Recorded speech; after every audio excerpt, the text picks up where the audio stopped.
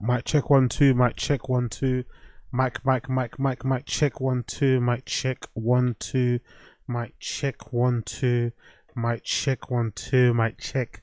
Mic check. Mic check. Mic check. Mic check. Mic check. Mic check. Mic check. Mic check. Mic check. Mic check. What's going on? What's going on, people? What's crack-a-lacking? What's crack-a-lacking? What's crack-a-lacking, people? What's the deal? What's the deal? What's the deal? What's the deal, people? What's crack-a-lacking? Welcome back. Welcome back. Welcome back. Random show, random show, random show, random show settings, episode number 386. 386 of the random show with your host Agostino Zinga. What's happening, people? How you doing? How you feeling? How you doing? How you feeling? How you doing? How you feeling? Big up everybody in the stream chat. Big up everybody in the stream chat. Big up everybody in the stream chat. Thank you for joining me. Thank you for joining me. Thank you for joining me. Big up everybody. Big up everybody. Big up everybody. Big up everybody. Big up everybody. So today's show, jam-packed show once again. Jam-packed show once again. We've got Tfatk to go through and a bunch of other stuff as well we need to cover. But mostly we're going to cover Tfatk. We're going to do a new podcast cringe video just dropped too. Actually, I ain't got that loaded up yet. Actually, let me get that loaded up. We've got a new podcast cringe video to react to as well. And we also got a comedy enforcement video that my dear Josie recommended to me, that we're also going to check out too, about the ROGANPSHERE imploding. So we're going to react to those three main chunks of shows, go through some Tfatk Reddit stuff, and react to some other bits and bobs I've pulled for us to respond, chat to, laugh about, joke about, all of that good shit in between. Thank you for joining me. Always a pleasure, never a flipping chore. Tomorrow's episode we're gonna do some more stuff as well. I forgot what we're gonna do. Oh no, sorry, we're gonna cover some Douglas Murray updates as well on there. We're gonna do some of that because he recently appeared on the Sam Harris podcast talking about everything that went down with Joe Rogan and stuff. So that'd be interesting one to check out. But yeah. We're gonna do that. We're gonna do that. Let me just quickly get this up. What do I want to get up? Let's say podcast cringe. So we're also going to do a new, because podcast cringe has got a new one about Bert and Tom. So we're also going to react to that one as well. Okay. So we got podcast cringe to go, Tfatk, comedy enforcement, and a few other bits and bobs. So big up everybody for tuning in. I appreciate all of you. Make sure you smash the like button down below. Make sure you click subscribe if you're not subscribed already. Make sure you join as well. We're trying to hit 500 members by the end of the month. They have a stretch goal, but we're trying to hit it end of the month. 500 members. Smash that subscribe. Smash that join. All that good stuff in between would be much appreciated. You know how we do. Cool. Let's just jump on into the show. So, first things first.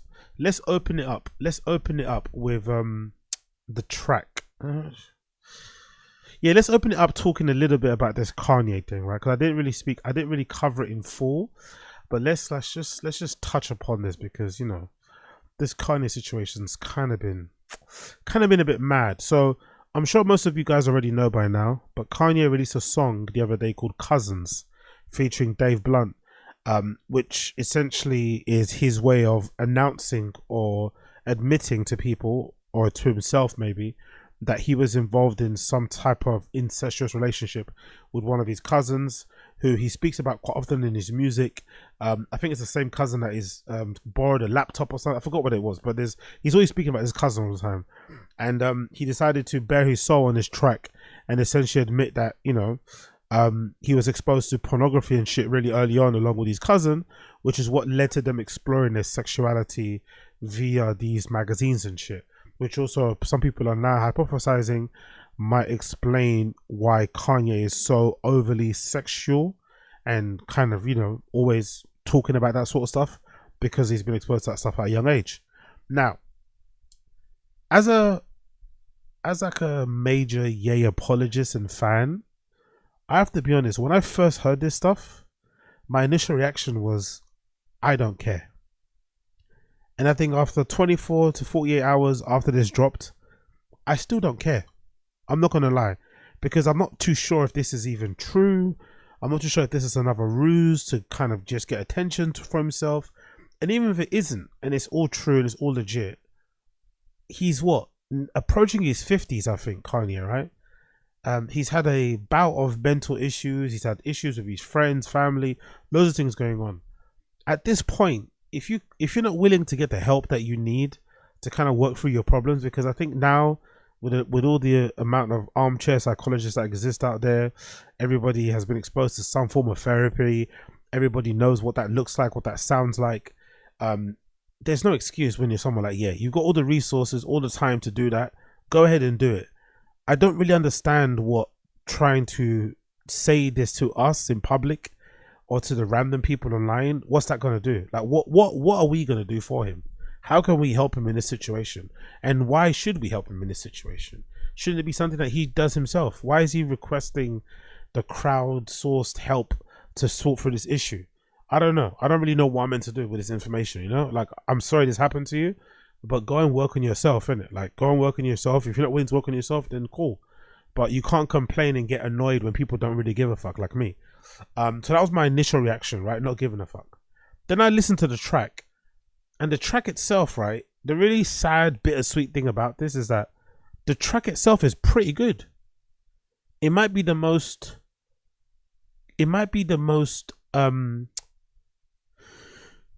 powerful track that Ye has produced in a long time. Maybe because of the message, maybe that kind of helps it.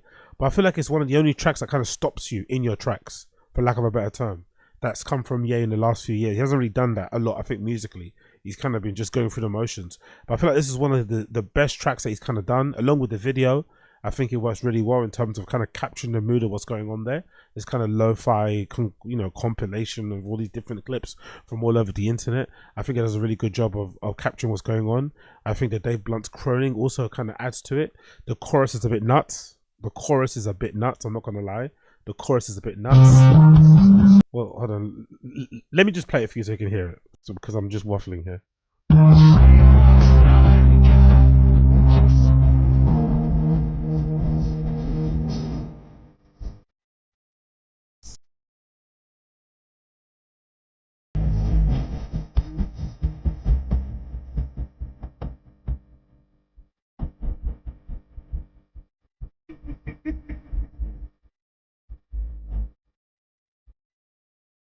That is a mad chorus, isn't it? That is a mad chorus. That might be one of the maddest chorus I've ever heard in my entire life.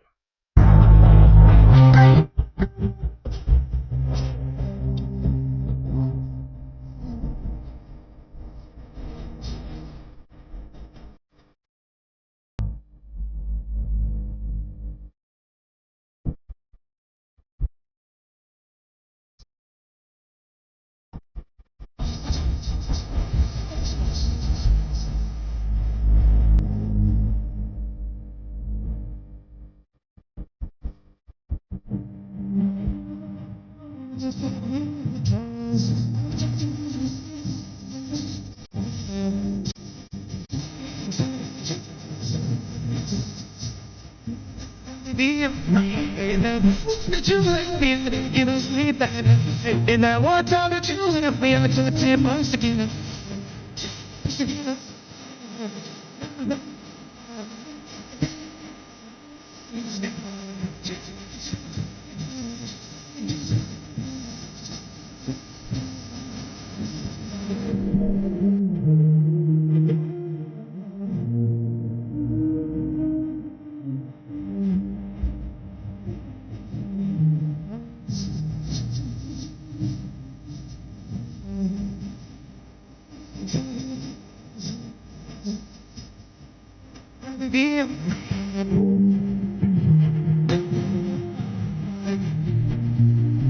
So 10 months to get high, 10 months to get.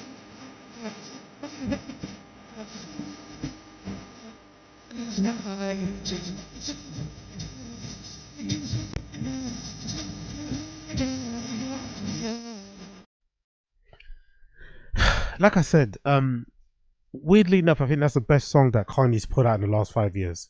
It's a really good song. Take away the contents of it and what he's actually saying, it's actually a really good song. It kind of just goes to show just how, supremely gifted and talented he is when it comes to music.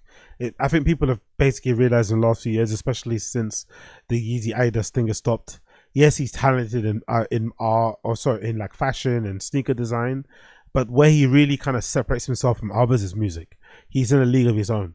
But with that being said, the contents of it is the main point, right? And maybe maybe it's more of a reflection on me. Maybe it's more reflection on me because I'm so like private and I keep to myself, and I just adhere to like, I don't know, I adhere to like an old school like powerful bunch. Yo, big up Young God vibes. Are you mentally okay? Do you have secondhand CTE?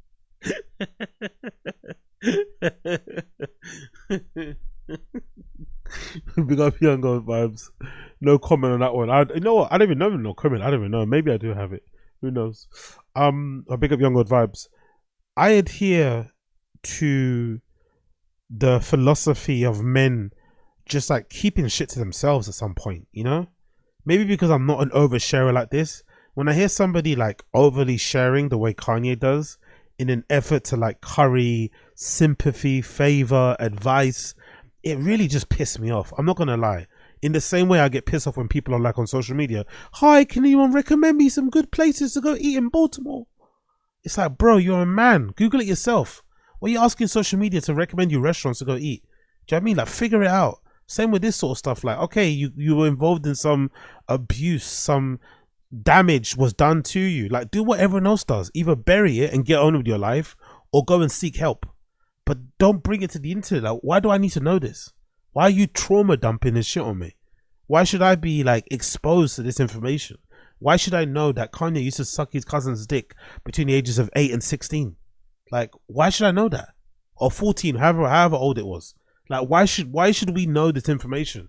And it kind of goes back to like, because I think one of the main reasons why I used to like hate the Kardashians, and now I think they've chilled out.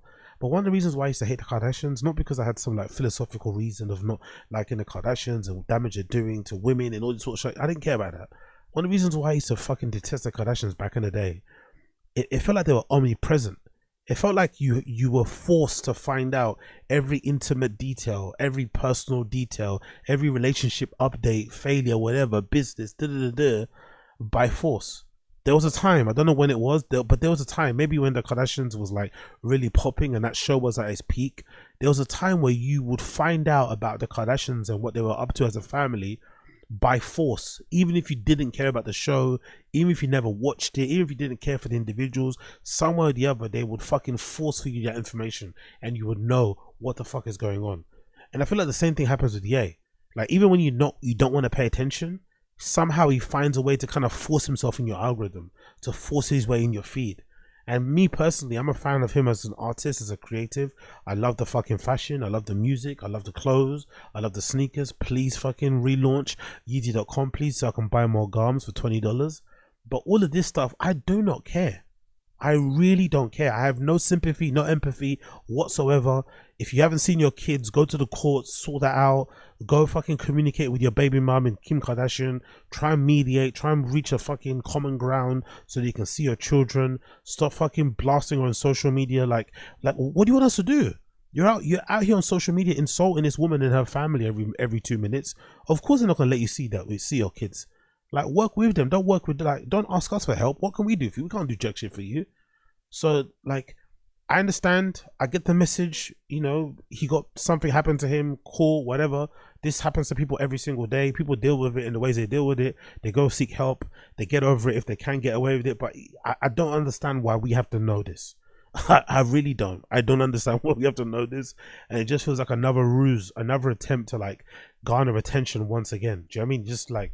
And there's just something inherently corny and lame about a near on 50-year-old attention seeker, you know, which is what Ye is turning into. There's something very lame about it. Like, you would have thought at this age he would have become a little bit more recluse. He'd have his amazing studio temple somewhere where he does his designs. He might do a yearly sort of like talk where he kind of gives his ideas and impressions of the world and shit, but he just kind of keeps himself to himself. You would have thought that's what he would have turned into, but instead he's becoming more insufferable as he ages. You know, as he gets older, he's becoming more and more insufferable, more and more of an attention seeker. It's like, bruh, like, enough, man, enough. Okay, your cousin did a madness. You did a madness. Like, I don't know. Sort it out. Go visit him in prison. Put some money in his books. Go get some therapy. Go get some help. I don't know what he wants to do. Like, what do you want us to do? I don't get it. But it's a good tune though. One of his best. But I just don't give a fuck. I'm sorry. I really don't. I wish I could, but I don't. And I really do. I really do fucking resent people who go out of their way to share these type of things, but then also make no effort to help themselves. It's one thing if you want to share it for like words of encouragement or support, and then maybe you're open for people to give you advice, suggestions on what you should do, and you're going to take that and go with it. There's nothing worse than somebody who rants and raves at you about their problems. You offer them suggestions and advice on what you should do, and they just don't listen. They just continue doing what they're doing. Okay, then don't talk to me about your problems then. Do you know what I mean? Like, don't come to me with your issues if you're just going to continue doing what you're doing.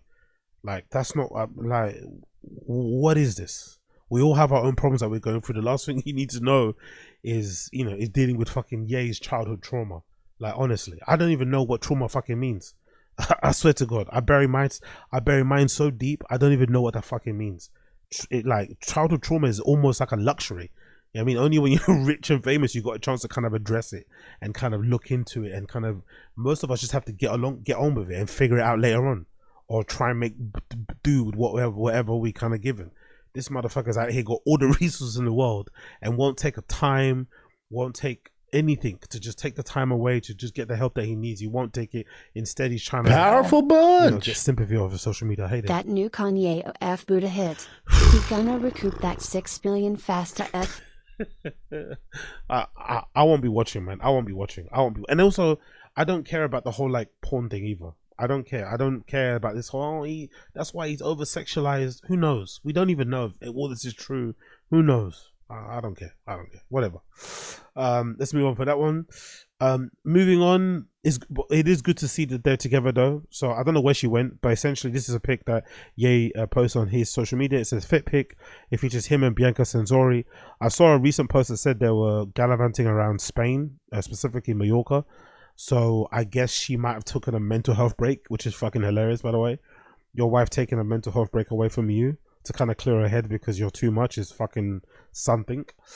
Usually in relationships, again, maybe it's my powerful bunch. Yo, big up Indra Ranger. Oh boy, I'm excited to see what one of my favorite childhood artists is up to since he made the Graduation trilogy. Hopefully nothing too out there. Yeah, imagine you woke up out of a coma and the last thing you heard was 808s and Heartbreak. Remember how controversial that was when he dropped 808s and Heartbreak? Remember how controversial that was? Oh my god, new sound, new direction, da da da da. And all of a sudden you wake up and you hear like, what's going on? He's doing what? How many kids? What? How many? What? Oh my god, yeah. Big up Angel Ranger. So I guess it's good to see him with her, because I feel like whenever Ye was with Bianca Censori, say what you want to say about her and her outfits and stuff, but you can't deny that when they were together, I felt like he wasn't crashing out as much, you know? So it's good to see that she's back. So big up Bianca Censori. Good to see she's back. Hopefully Kanye gets the help that he needs off the back of her being back around. Another post that Ye made saying the following, why is celebrity world, Jay-Z, Beyonce, Kendrick, Rihanna, Rocky included, Trump, Elon, why are all of you watching and letting Kim take my kids from me in real time? Y'all want to say I'm acting out because of things in my childhood, but I don't get to be a dad. As celebrities, we are a family in a way. We are all in the same boat. No, we're not. No, you're not. No, we're not. No, you're not. I'm not even talking about celebrity, just as a person. Like, that makes no sense. It cuts me to my core that my kids are being indoctrinated to serve ideals to black people. And all of these fucking celebrities just get the popcorn. You guys can make a difference. I'm fucking shaking typing this. Oh my god, man. My goat, my hero, my guy is typing up these fucking GAY ass sentences. I'm fucking shaking. What is this, man? Like, he should be ashamed of himself, bro. My goat is typing these moist ass sentences. I'm shaking. How the mighty have fallen. Anyway, I've had my rights stripped because I wore a fucking red hat. That's when I had a breakdown and was put in the hospital. Okay, we heard. Anyway, it's just exhausting, but he just like, people say I repeat myself a lot on this particular stream, podcast, or content I put out, which is true, I do, but I usually do it to emphasize a point. But yeah, he's like a broken record, isn't it? The red hat, my kids, my dad. It's like, bruh. Like, this is you play shit, play games, and you know what I mean. Find out, whatever. Fuck around and find out. You wore the red hat. It happened. Like, what? Like, move on, bro. What do you want us to do? What do you want us to do, my friend? What do you want us to do? I find it interesting that he wants help from Jay-Z and Beyonce after what he said about Jay-Z's kids and shit and Beyonce's kids. It's like, is this part of his mental illness that he has, where he just forgets that he says really crazy, very insulting, very disrespectful, very harmful things to people, but then expects them to drop everything and help him? So I don't think it works like that, you know. I don't think it works like that, but you know, you can try. I also don't agree that celebrities are one big family. That's bullshit. And even if they were, you know, you don't treat your family terribly and then expect them to do you favors. Doesn't work that way either. But I could be wrong. Next tweet here, he quote tweeted a post from AKADEMIKS talking about his situation. Said, "Ak, what do you have to say about the situation with my kids?" It's like, the only person that can help him with his kids are the Kardashians, and he seems to have decided the Kardashians are his enemies, even though he willingly got into a relationship with one, knew exactly what he was getting himself into, but now he's trying to act like they're the worst things ever to have come across his life, or to have entered his life, when, you know, in fact they gave him children. You know, I'm sure that ones that he loves, and the mother is or one of the members of that family is the mother of his children. You're supposed to be a little bit more respectful. But, you know, he's going to do what he's going to do. Hopefully it works out for him. I doubt it will. They're saying allegedly that Kanye is paying like $200,000 per kid per month child support. I don't know where people got that figure from, but that's what I read online. Someone saying that he's paying $200,000 per kid per month in child support. Powerful bunch. Wow. Pick up your old vibes. Poor Dave Blunts. Imagine right before you die from the sugar you get to work with your favorite artist, and all you hear is "I used to suck my cousin from the back." Weirdly enough, I think Dave Blunt is having a whale of a time, and I think he's having a blast. I don't think he minds at all, because he's never, you know, he was never going to become a mainstream star in any way, shape, or form, mostly based on his, you know, his opinions and shit, which I think he's okay with. But I think the opportunity to work with someone like Ye this close, because he's like, let's be honest too, he's only working with Ye this closely because Ye is essentially, you know, he's radioactive, you know. Nobody with sense, nobody that actually cares about their career is going to work with Ye, because he's so radioactive because of all the stuff he said. So he's not a good, he's a crazy brand risk. So if you're someone that has nothing to lose, like Dave Blunt's, it's a major W to working with Ye. Especially because I saw a post that said Dave Blunt has been working on every single album. No, he's been working with Ye super closely. They've been working on that was it World War III album that's meant to be coming out, and yeah, he's the main collaborator. I guess Dave Blunt has replaced Ty Dolla $ign. Dave Blunt is like Kanye's new Ty Dolla $ign, so he's more than happy. He's in a good situation, and it's just gonna work out well for him, because whatever happens to Ye, if he crashes out again, he'll still have a discography with his name attached to Ye. That's something money can never buy. So in a way, I'm happy for Dave Blunt, because, you know, although he might not be around long to kind of enjoy the fruits of it, at least he's going to go out in a blaze of glory, working with one of his favorite stars, and also, you know, becoming very culturally important as well in some way, shape, or form. So big up Dave Blunt, big up Blood Clot Dave Blunt. Powerful bunch. Big up Asad Aziz. A little known fact, Dave Blunts would have went through the same trauma, but Dave's cousin couldn't find his way through all the stomach rolls. Jesus Christ. Okay, let's move on. Let's move on. Big up Asad Aziz. Let's move on. God almighty. Anyway, Shannon Sharpe, man. Shannon fucking Sharpe. What an absolute idiot, right? Like, this story just keeps getting worse and worse. So Shannon Sharpe earlier has been accused by this young lady of the R word, and she's now seeking for $50 million in damages. Shannon Sharpe's team and himself tried to make it seem like it was a shakedown, it was some sort of blackmail attempt, what that girl was alleging in the lawsuit was not true at all, and he was going to fight the case, you know, vehemently. He's going to fight it in the courts, fight it in public. He released some text messages, a statement. He put out a video statement himself. He's kind of been on the front foot. And I said yesterday about this particular situation that I think, hand on heart, do I think Shannon Sharpe R-worded this lady? Probably not. But do I think Shannon Sharpe is a bit of a wild boy and plays a little bit close to the fire? Yes. And maybe with this situation being too close to fire, some lines got blurred, and maybe, you know, people came away from the interactions or from the freak-offs or from the fun not feeling the best about what went down. Now, does that always constitute in the really, you know, big, bold R-word accusation? I don't know. But I still put all the blame on Shannon Sharpe. I put 0 on the girl. I'm not going to lie. Even if she is a flipping scam artist, a hustler, whatever, I put all the blame on this nearly 60-year-old man going out of his way to mess with a girl that young, who's in that line of work, and not knowing that he was going to, you know, and not anticipating any type of problems down the line. He played too close to the fire. He got burnt. He's paying consequences. The issue that's now arising is this statement courtesy, or this, you know, headline courtesy of TMZ, that's making the story a little bit shaky and making me think maybe the R-word allegation might be true. Because I said yesterday I don't think it's true, and maybe something else in terms of role play and something else happened that maybe she wasn't happy with in the end. But now that I've read this headline, I'm starting to think maybe she's telling the truth. Because why would you offer somebody $10 million to settle the case if you know you didn't R-word them? Because in my personal opinion, I think there's nothing worse you could accuse a man than maybe diddling.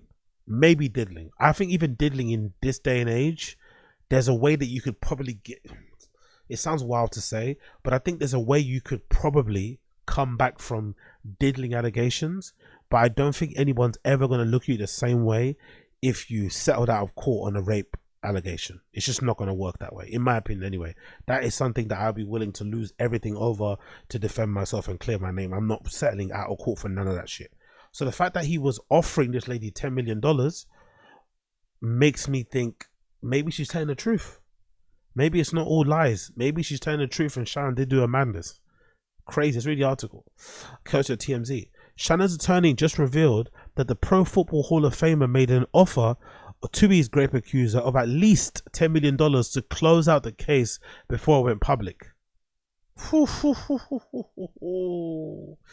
Lanny J. Davis, who's representing Sharpe in ESPN's personality civil sexual assault case against Jane Doe, said in a meeting in the reports Tuesday that proposal was doled out before mediations with a plaintiff within the last month or so. Davis said Doe initially seemed to be considering it before she suddenly, without warning, walked away from our offer. I wonder why she walked away. Did she walk away because Tony Busby got involved and he's like, look, take away that $10 million, forget the 10 million, we can get 50. We might be able to get 100. You know? Fucking hell. Davis later added that it was a big surprise to us when suddenly this case was filed without any advance warning. Doe, through her famed lawyer Tony Busby, filed a lawsuit on Sunday in Nevada. She claimed that in it that Powerful bunch. Yeah, big up Disease. I think Shannon should make a public apology where he mostly cries about how his dad has aged rapidly and it's all his fault. I think I've seen it done before. Shout out all the stressed old dads. They're the real victims. Shout out all the stressed TV directors, producers, dads. The Hollywood dads. Shout out all the stressed Hollywood dads. Holding it down for their Nepo babies. Still giving them fucking allowances and shit and trust funds. Shout out to them. To be fair, they are the real victims if you think about it. You know, it's not their fault that they were successful and busted their ass and they gave birth to fucking entitled, reckless, lacking in any sort of responsibility children who are doing a good job of literally burning and fucking up everything they've done, you know, burning up all their money, fucking up everything that they've done, undoing all of their hard work, because they can't, they don't have any semblance of impulse control. But yeah, big up Asad Aziz. So in this case, Doe, through her famed lawyer Tony Busby, filed a lawsuit on Sunday in Nevada. She claimed that in it that she met ex-Denver Broncos player at a gym in Los Angeles in 2023 when she was just 20 years old. That's another detail, by the way. Some people are alleging on social media that Shannon Sharpe actually met this girl when she was 19. I'm not someone to age shame, especially when it comes to relationships. But I think when it comes to men, like, there is no reason whatsoever that a guy in his mid-50s, approaching his 60s, should be in any type of relationship, especially casual, with some 19-year-old. It doesn't make any sense. It's one thing if you want to be, if that's a relationship. It's still weird, personally. But, you know, casually fucking around with 19-year-olds, 20-year-olds when you're in your 50s, you're asking for trouble, man. You're asking for real trouble. And I mean that in the way of like getting them pregnant. I mean that in running into issues like this. Maybe that girl is running around with like a younger dude that you're stepping on the toes of. I don't know, man. It's just messy and unnecessary and very unbecoming of a gentleman, you know? I think at that age, you want to move a little bit more classy. That's the thing I don't get. Like, do you think this is just indicative of like the type of girl he was after? Because I understand why he did it. Because if this girl's 19, 20 and allegedly on OnlyFans and stuff, she's basically just a whore, right? Like, but in the classical sense. Like, she likes to fuck, you like to fuck her, mutual agreement, you're both adults. But a part of me wonders whether at that age you should just be a little bit more dignified. Like, surely there comes a point, like, I'm just thinking aloud now. Surely there comes a point in a man's life where, like, you just stop fucking whores, you know? Yes, you want to be a bachelor and whatever, but maybe you start dating like more respectful women. And I mean women, like, you know, at least 30 years old, you know, that have a job and don't work on and don't do OnlyFans. That might be something, especially to have something to lose in that respect. Or maybe a woman with a kid. That also might be good because, you know, she's got someone, you know, that she fucking cares of outside of just herself and shit.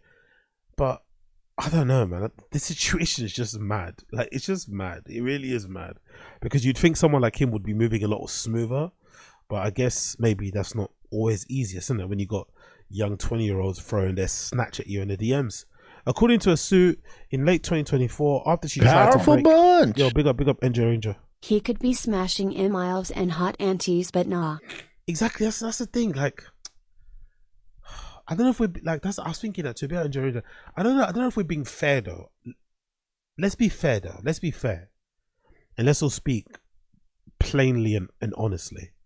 If you're Shannon Sharpe and you have the choice to smash loads of teenagers, young women, like, you know, legal, let's say 19-year-olds, right? Approaching like, you know, 18 to like 22-year-olds. Or you get the chance to smash like 35 to 45-year-olds, who you gonna go for? Let's be honest. If you have the option, most of us don't have the option. We just get what we're given. But if you have the option to smash 18 to 22-year-olds or 35 to 45-year-olds, who you going for? You know? So can we really blame him for like dabbling in that? I don't know if we can, but then again, I think to myself, you might want to dabble in it, but you're not going to keep going back to that well, you know? Like, especially a certain breed, a certain class of that girl in the 18 to 22-year-old bracket. They move a little bit different, do you know what I mean? They're a little bit more cunning. They're a little bit more on their business and shit. And you're just not up with the times, innit? You're a little bit, you know, a little bit slow with it. Got a bit of a wonky leg. She's taking, you know what I mean? She's running laps around you, for lack of a better term. I don't know. Let's continue. Big up NJ Ranger. Busby released audio Tuesday of an alleged conversation between Sharpe and Doe that says took place near the end of their relationship. In the clip, Sharpe can be heard threatening to fucking choke the shit out of Doe.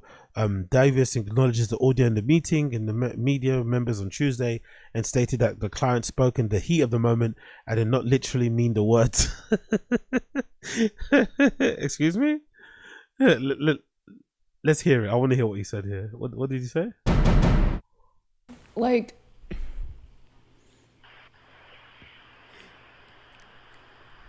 Scoop, I'ma fuck shit out of you. I don't know. Anything I say, you're just gonna like get mad at, and you're just gonna hang up on me. So I feel like I'm not gonna hang up on you. Here's what it is. what? What does that even mean? Nothing, Gabby. I'm sorry, but even the tone of her voice, even the tone and the sparkle and the elasticity and the brightness of her voice, there's such a contrast between how young she sounds and how old she sounds. You have no business being on the phone with someone that young. Honestly, Shannon Sharpe, you have no business being on the phone with a girl that looks like she's on fucking lunch break or something at college. Like, God almighty, Shannon, bro. You want to be a dick to me now, so.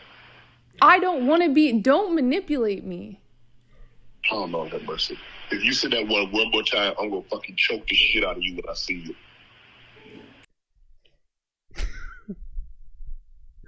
Whoa, that didn't sound like roleplay to me. That didn't sound like roleplay to me. I'm not gonna lie, that did not sound like roleplay to me, mate. Holy shit.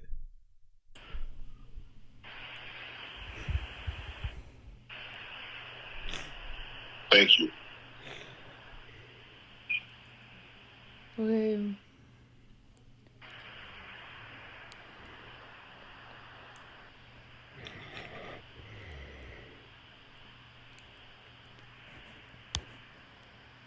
Well,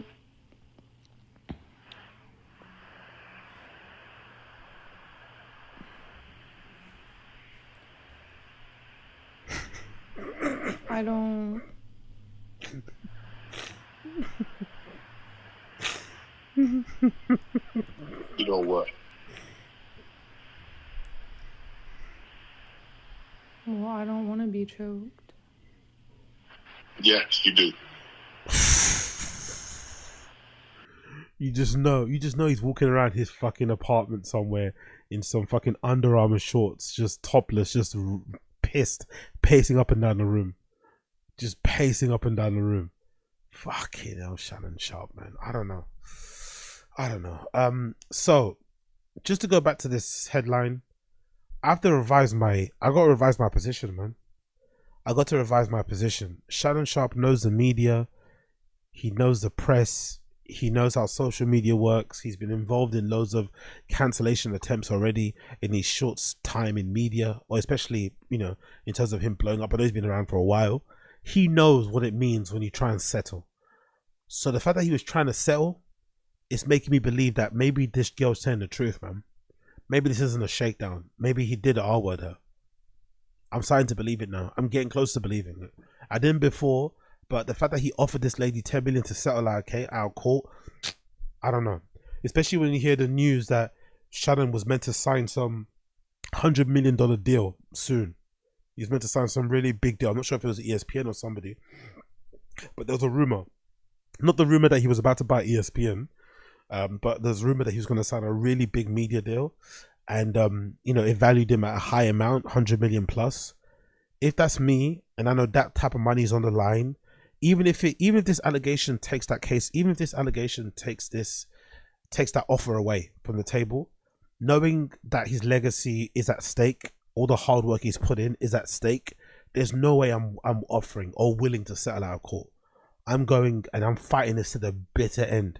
I'm doing a Jay-Z. I'm exhausting all options. I'm on the front foot. I'm talking mad greasy. I'm writing statements in my own words. I'm posting them on social. I'm on the front. I'm not playing around. But the fact that he's trying to settle out of court, it's making me believe that this guy did that shit, man. It's making me believe he did that shit.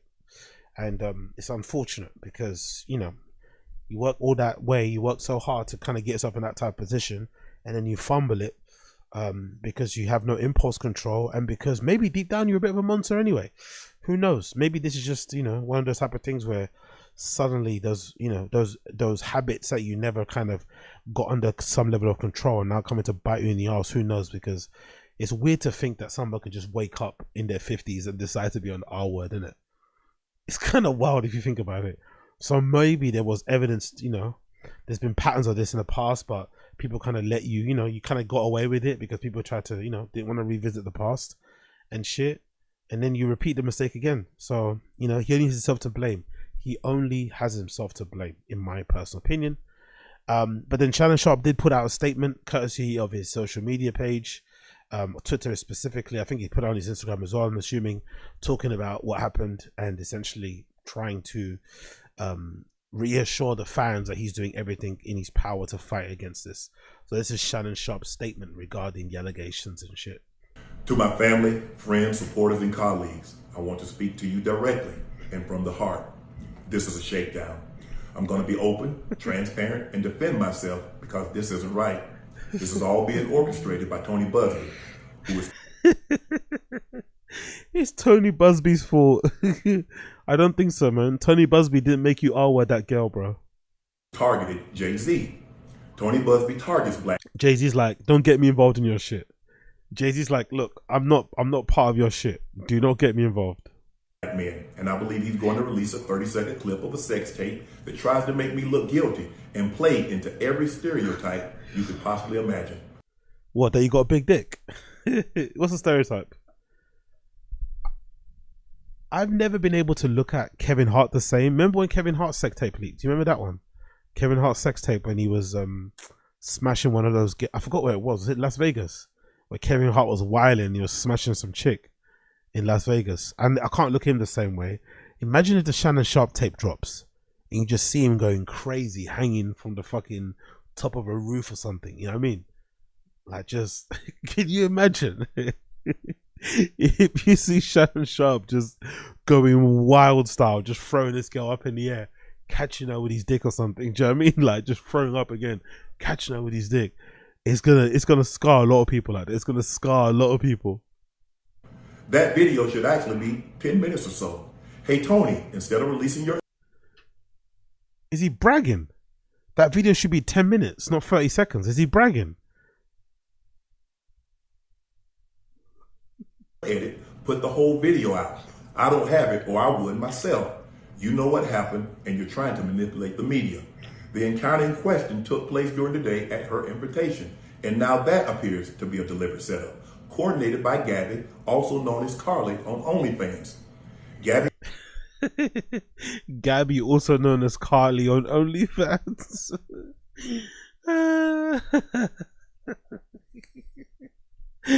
Shannon Sharpe, you're too old for this, man. You are too old to be for this, man. Gabby, also known as Carly, also known as Cindy, also known as Pleasure for You 2996. What? And Tony Busby want $50 million. What they're getting is sued for defamation and trying to take me down. My career is all about real talk and honesty. I know my family and fans know exactly what this is about. And I'm going to be out there telling you whatever I need to say, just like I always do. I love all you guys. Thanks. We don't love you, bro. We don't love you, Unc. Unc, man, you let us down. I'm not going to lie. You let us down, man. Unc, you let us down. You let your family down. You let yourself down. All that hard work, you just pissed it all up against the wall because you have no impulse control and you're messing with chicks you have no business messing with. Like, you let yourself down, bro. I think this shit's true. I'm sorry. You just got to face the consequences of what you did, and it is what it is. Dr. Umar has some choice words for Shannon Sharpe, which I agree with, to be fair. Big up Dr. Blood Clot Umar. He has some very, very choice words for Shannon Sharpe, but he does stand with Shannon Sharpe. Choice words for him, but he does stand with him as a black man. Shannon Sharpe, I'm going to stand with you, my brother. Shannon Sharpe, I'm going to stand with you, my brother, on one condition.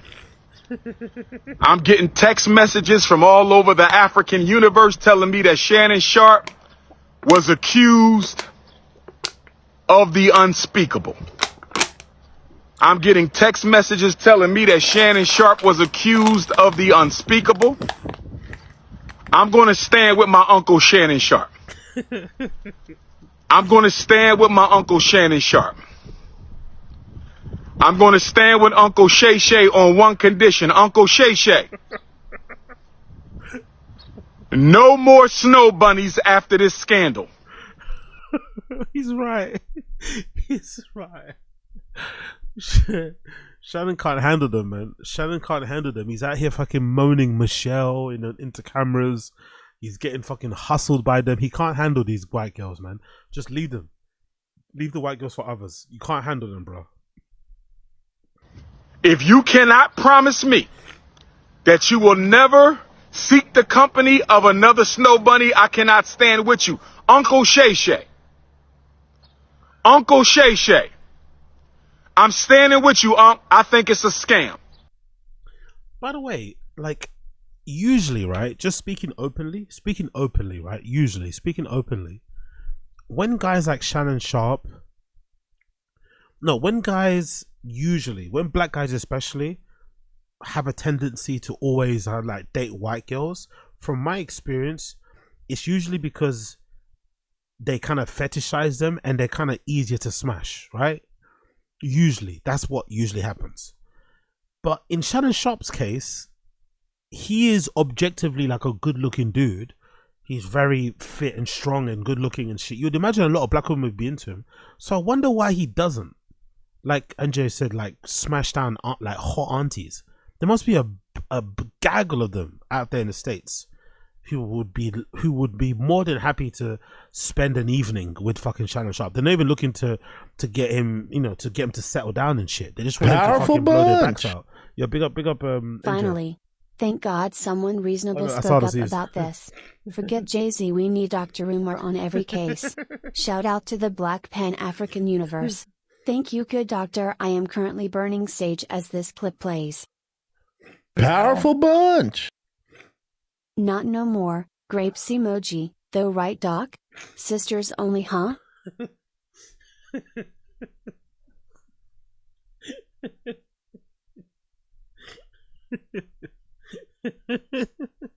Yeah, okay, when you put it like that, it sounds a bit insane. Big up NJ, when you put it like that, it sounds a bit insane, but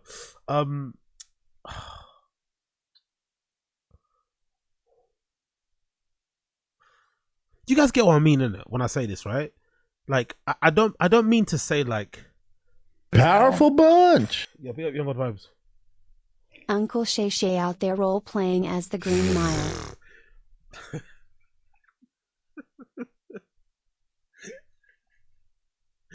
Okay. Everyone calm down. Everyone calm down. Everyone please calm down. Everyone please calm down. Everyone please calm down.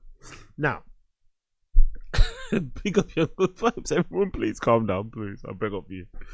Oh my god. Like I was saying, why do you think someone like a Shannon Sharpe, who I think is, let's reword what I said statement wise.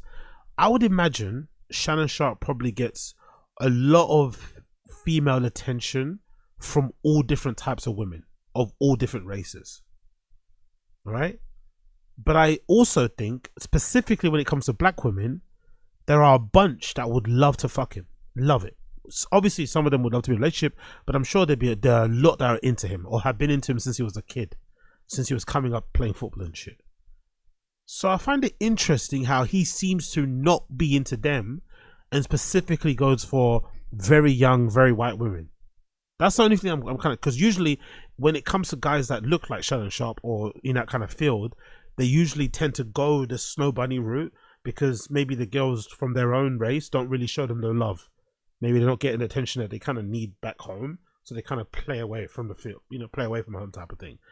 But in Shannon Sharpe's case, you'd imagine he's quite universally loved. So I wonder why he tends to go that direction, because it's not as if like he's getting. Maybe I'm underestimating the fame he's got now. I'd imagine he's not getting any more access to women that he wasn't getting when he was a football player. You know, he's probably getting thrown crazy girls his way when he was at his peak playing in the NFL. So I find it interesting that now that he's become famous in media, he's doing this, which is he's doing something that somebody like, I'd understand what Shannon Sharpe did or the girl that he got involved with if he was like making it in media and he was just a regular guy. He never played football and he made it in his 50s. It'd make more sense, right?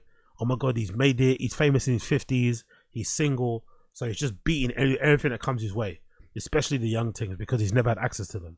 Why the fuck not? But he's been famous since he was a teenager or even younger, especially for sports. So I wonder why now he's starting to go that direction. I don't know. Just thinking aloud. I'm standing with you, Unc. I think it's a scam. I'm standing with Uncle Shannon Sharpe on this one. I'm standing with Uncle Shannon Sharpe on this one. But Uncle Shay Shay, no more bunnies after this. Can somebody confirm if he's being accused by snow bunnies or Afro queens? Is Uncle Shannon being accused of snow bunnies or Afro queens? Who can confirm? Does anybody know the race of Uncle Shay Shay's accusers? Are they black or are they white? Are they black? Is this a rice bunny situation? Is this a snow bunny situation? I don't like the assumption or the assertion that black women wouldn't do you like this. Like, if you are with somebody, you are with somebody. It's not really about race, is it? You know, I don't like this assertion that the white lady must be lying. She must be running a play. But then if he got with a nice black lady, she wouldn't do him this way. It's like, maybe just treat women better all over, you know, across the board. Maybe let's start with that. Maybe let's treat all women, regardless if they're whores, or if they're OnlyFans girls, or if they're fucking one night stands, or if they're fucking aunties. Let's just treat all the women that we deal with some level of respect, you know, with some level of appreciation, general manners and shit, so that we don't run into this type of issue. Let's not assume that if we get with a black woman, she's not going to do us this way, and white women are the devil. I don't think it works that way. Maybe don't grape somebody, you know? Maybe start with that first. Is this a sand bunny situation? Is this a salsa bunny situation? Teresa Double O. If you have a co-wife, you can fill out my wifey resume. Wifey resumes must come with 2 names on them. Wifey resumes must come with 2 names on them. You know my number. 215-989-9858. You know my number. What do we think? Do you think Shannon Sharpe is liking this post? Do you think Shannon Sharpe is reposting this on his Instagram stories? I don't know, man. I don't think Dr. Umar is doing him any favors. I'm not going to lie. 215-989-9858. Text messages only. Text messages only. Text messages only. 215-989-9858. I need to know the race of Uncle Shay Shay's accusers. Was Shannon Sharpe accused by the rice? Was Shannon Sharpe accused by the ice? Was Shannon Sharpe accused by the snow? Was Shannon Sharpe accused by the sand? Or was he accused by the salsa?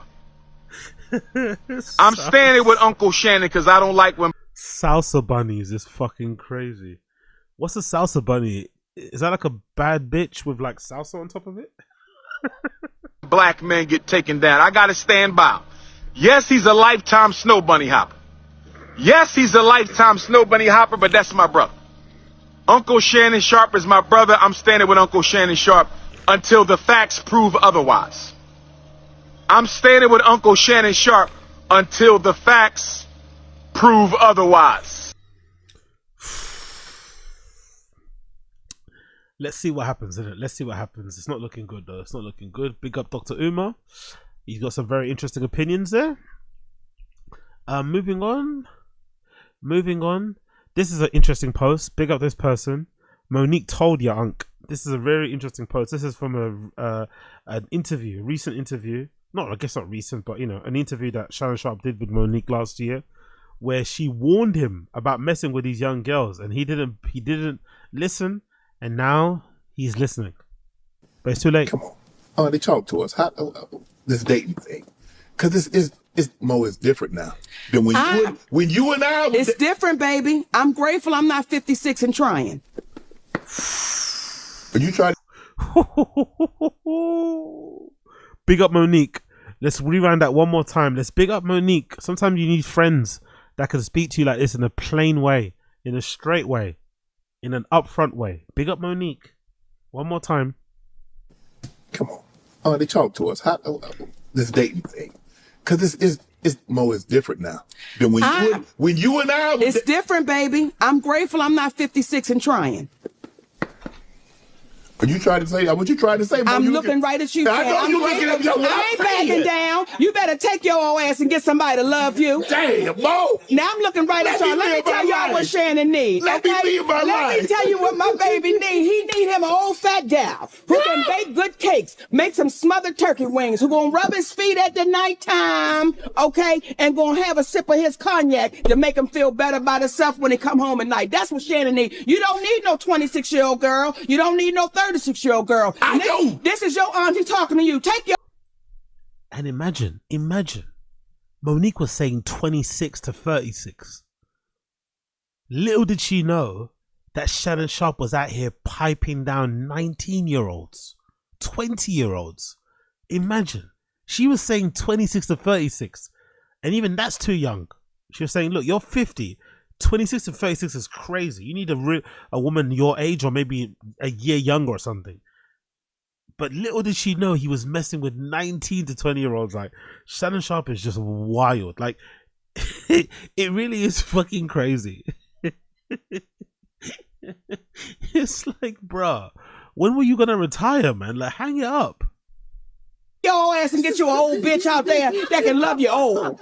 You trying to hang out with these young bitches and you can't do it, Shannon. You just can't do it. Dang. When they want you to go for the 4th round, you looking at her like, bitch, listen, I need you want some money to go to Starbucks? Yeah, because I can't go no further. But if you get your older girl, when you get to that 4th round, she's gonna say, hold on.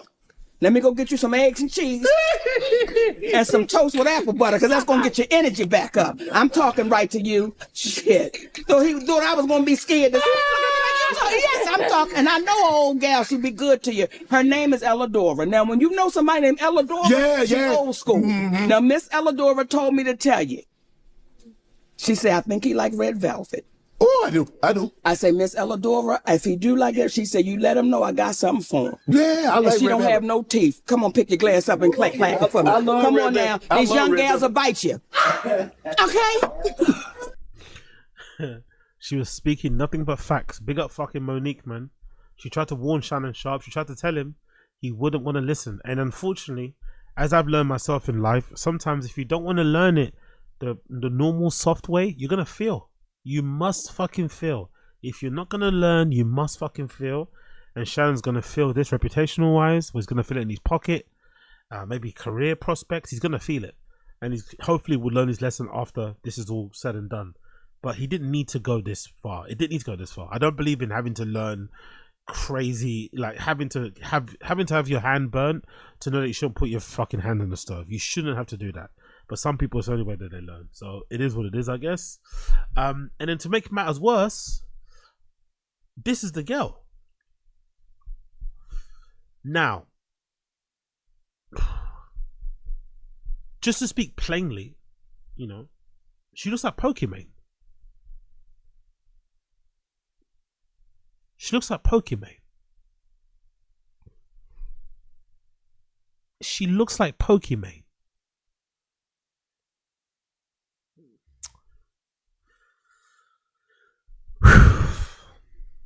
No words. No fucking words. Let's just move on. Let's just fucking move on. Let's just move on. Big up Elon. It seems like Elon has finally done what everyone has been crying out for him to do, and his step away, take a step back from politics and decide to focus primarily on Tesla. This is courtesy of Autism Capital. Breaking. Elon Musk says that he will be cutting down his time with DOGE starting in May to focus on Tesla. He'll still be an advisor to the process and give a few days of his time a week to help President Trump. Finally. Most likely you would imagine he was probably getting close to being ousted from Tesla, but he loves Tesla. That's his baby. So is SpaceX.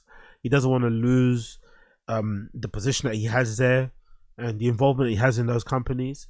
So he's deciding to step away from politics, which is something that he's probably been addicted to now, right? Because I think I heard somebody basically say somebody as rich as Elon has access to everything. Now you are involved in government, you have access to that kind of power, you're basically the right hand man of the president. It's a very hard thing to kind of step away from. because it's something that money can't buy, that type of access. It's probably a one-time only thing, because if Trump loses the next election, you'd imagine the first thing they're going to do is get rid of all those guys. They're not going to be ever welcome back into the White House. So he's taking as much, he's trying to extract and enjoy as much as he can out of that certain time. But of course, a person like myself who's a fan of Elon when it comes to the tech side of things, he's also suffering because his reputation is getting an absolute beating. So much so that I don't think it's ever going to recover because of the actions that he's done, in part due to the time he's been spending at Doge. Some of the things that he's said and done over the last year or so are quite unforgivable, and people probably will never forgive them or forget anytime soon. So it's probably for the best that he's stepping away and focusing more on Tesla. And because especially when you consider all the competition of EVs that are coming out of China, I know the US has some things in place that basically allow Tesla to not have any real competition there, but globally they have a lot of competition. You know what I mean? You know, China are doing some bits when it comes to the EVs there. We saw with iShowSpeed when he went over to China and got a test drive a bunch of cars that they have over there. Tesla really needs to step it up. They're also focusing on this full self-driving thing happening with the robo-taxis and stuff. It's meant to be launching sometime at the end of the year. He's got a lot on his plate. If you really are this entrepreneur, you know, businessman type of shit, like, you really shouldn't be you can't possibly split your time across so many different things and also be performing at the highest level. So this is probably for the best all in all, but it's also a testament to everybody who's been protesting, because it seems like the pressure is finally cracked and he's now basically ran back home with his tail between his legs and waving a white flag. It seems like it, I'd imagine. I don't think this happens without the protests. I don't think this happens without all the negative reactions he's been getting, especially from the American people, citizens and shit, who have been really pissed off with his involvement in government and stuff, especially the Republicans. Because I think he's, you know, it's all well and good saying, oh, it's the Dems that don't like me. It's like, nah, you're even pissing off your base. You know, because they don't think you should even be speaking to Trump. You're not an elected official. Why are you speaking for him? Why are you speaking to the American citizens? They're not going to have it. So it's probably for the best that he's stepping away. Probably for the best that he's stepping away. Thank you, Lord. Thank you, Lord. Let's continue. Let's actually go to comedy enforcement. Let's actually skip ahead all this stuff. Big up Josie. This Josie recommendation. It says the Rogan sphere is quietly imploding. This is from the comedy enforcement. I know some of you guys don't like the fella, but I do. I think he puts some good videos out there. A lot of thought goes into his documentary clips that he does. So big up comedy enforcement. Let's see what he has to say about the Rogan sphere imploding, which to me is a nice juicy title. I love the title. If he's saying what I think he's saying, it's a good thing, and I am here for it. I am here for it. Let's go. Where everybody was on such good behavior, whether they agreed with the benevolence and they want to support it, or whether they were like, I want to be on good behavior and not piss these people off because then I won't get it. But it didn't matter. It worked. Either way, it spread from there. And people were supportive. And if you weren't supportive, you would look like a loser. Like, you were like, hey, we're all is cool this here, asshole? man. And you could feel it creeping back. I get so mad at the industry, these coward guzzling, because they're like, kill Tony. We could never have that. Oh, wait, it gets 8 million views every week? Right. Put it on. Let's sign a big contract. You're like, but where were you? Where's the vision? I'm excited about that. Tires. Soder has no role. That makes you feel better. Wow, that is interesting. He's like, I'm not on there. And I was like, okay, so we can all. It's almost smart. If you have a TV show, you take your best buddy who showed you the ropes and took you everywhere under his wing. Don't put him on. So for the past few weeks, I've started to notice a trend that kind of gave me some hope for the podcast. Oh, has he cut his hair? Has he cut his hair? Look at him. I think he's cut his hair, innit? He looks good, man. He looks good. He's cut his hair. Nice. Nice. Oh, he's got my he's got my monitors on as well. Big up the in-ear monitors. Big up the in-ear monitors gang. Big up the monitors gang. Comedy scene, because it seems like since Joe Rogan is no longer the kingmaker in comedy, a lot of comics are no longer afraid of getting on his bad side and potentially never making it on the Joe Rogan Experience. And so they're coming out and being honest about how they feel and also calling out the nonsense going on in comedy at the moment. And honestly, it's a lot more refreshing than hearing a comedian trying hard to sound smart while repeating the same talking points that they got from Rogan. Because at this point, a lot of these podcast comedians have become so repetitive, so boring, and predictable that the show shouldn't be referred to as comedy podcast and instead should be called what they are, a talk show on YouTube.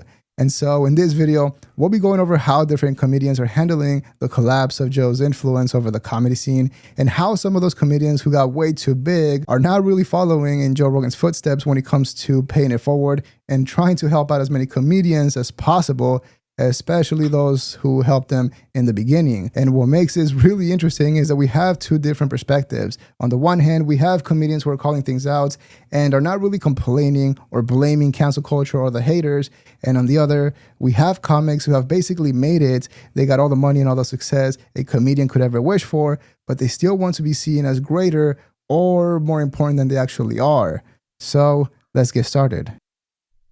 Oh, it reminds me of the great thing that I talk about all the time. Now I have another special coming out, is the Mark Maron with David Cross, where he's like, it's going on YouTube. He's like, did you try Netflix? He's like, we tried. He's like, just put it on. I think about that 3 times a day. I do too. I shot a special. I spent 50 grand. You got a TV network over there, whatever the it's called. Yeah. Put it up. Put it up. Who cares? It's free. Give me like $20. Just cover the cost. Right. You're giving one guy $50 million. This is already made, edited, stamped, approved, big laughs. Yeah. I get so mad at the industry. But I think that doesn't happen.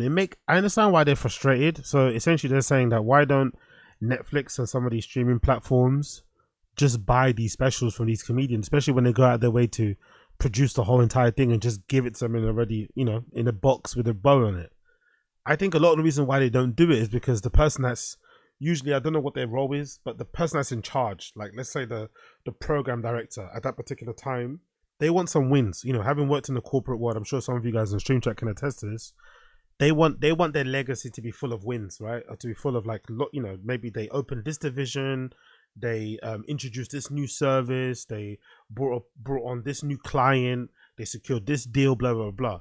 If you give them a ready-made product, they can't really claim that as a win. That's the reason why they don't do that. Even though it makes sense for them to sign or to buy these specials from these comedians and then just put them up on Netflix or on their streaming platforms because they're already ready-made, the fact that they have no involvement in the production or the making of these specials makes it hard for them to claim it as a win for themselves, which is then make it hard for them to justify that win, to give them a promotion or to give them a money bump, whatever it may be, responsibilities, all that sort of shit. That's the reason why I'd imagine these Netflix chiefs, head executives and stuff are very hesitant to buy ready-made specials. They'd rather be involved from the ground up sort of thing. They don't want to just buy it because they can't take credit for it. These coward guzzling goofs, because they're like, kill Tony, we could never have that. Oh wait, it gets 8 million views every week. Right. Put it on. Let's sign a big contract. You're like, but where were you? Where's the vision? Where's the I work in TV. I know what's good. I got a sixth sense. They don't have any of that. They go, oh, it's big now. Bring it. But it's always been that way. Don't know what he's complaining about. When's the last time TV? The last time TV had any vision was the last time TV was good. And TV is not good anymore. There are no visionaries, especially nowadays with how politically correct things are. You can't really be a visionary now because you have to kind of funnel everything through that lens of like, is this politically correct or not? So I'm not too sure why he's surprised that these streaming platforms aren't taking chances on things, because you'd imagine too, another reason why, just to give them, benefit of the doubt, let's imagine they were taking risk.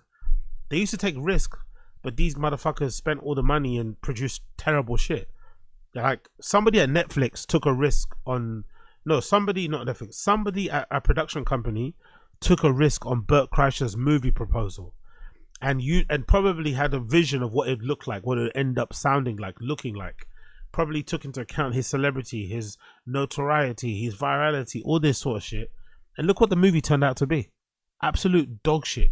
Even Bert Kreischer, the most unapologetic self-promoter out there, I don't think I've heard him mention The Machine, the movie, since it fucking absolutely bombed in the box office. So some of them, when they do take a risk, they get burnt. So I understand why they are now hesitant to do so, and they'd rather buy a ready-made thing that's clearly doing bits and numbers already, like Kill Tony. Gatoni's already a proven concept. Netflix is just giving them money, putting them on their platform, maybe up in the production, because they know they've already got a win on their hands, because they can see the raw data there is already there. So I understand why they're not taking bets, because the people that they took bets on fucked it. So let's just go for the sure thing. And also the sure thing isn't a bad thing, because it still works out good for them. Because if you can prove your concept and have a short out on YouTube that's obviously getting numbers and getting good engagement, then you can essentially negotiate better rates for yourself anyway, you know? It right on in my face. No, I had a guy say, he's like, well, we can try to do Netflix, but it's in a club. They don't really do club specials. I'm like, first of all, I think they have. Also, shouldn't that be a positive? Oh, hey, Netflix, you don't have any club special. Like, since when is that bad? Yeah, original. Oh, we can't have original. Whoa, we can't have a unique idea. Again, the coward. But anyways, Netflix, take my special, please. There you go. But it's good. It's funny. And then they're like, can you get out of the way? We have a actor coming in to do a comedian. I'm like, I'm here. Right. I'm queer. What are you doing? Well, also, I think some of our podcast appearance may be holding us back a little bit. Well, we do it for you guys. We're staying true and saying just for you, because we're not. A part of me also wonders, like, I wonder if they're like paying the price for being for also not being politically correct, but like kissing the ring too much and suck up to Rogan. There was a time when, you know, a lot of podcast fans, myself included, were outraged, right, when Brendan got his Showtime special. But a lot of these guys were making excuses for it and turning a blind eye, act like it was perfectly okay. But that's what happens when somebody like Brendan Schaub gets a Showtime special that he probably didn't deserve at the time that he got it. It's the natural kind of like cause and effect that now, many years later down the line, people who think they're more talented in terms of Mark Norman and Joe List are now bemoaning the fact that these streaming platforms aren't taking chances. But then you didn't speak up when those places were taking chances on the wrong people and doing it solely based on clicks and views and shit. And now they are overlooking people who are actually talented and focusing again more on the clicks and views and shit. So, you know, maybe you kind of got what you deserved.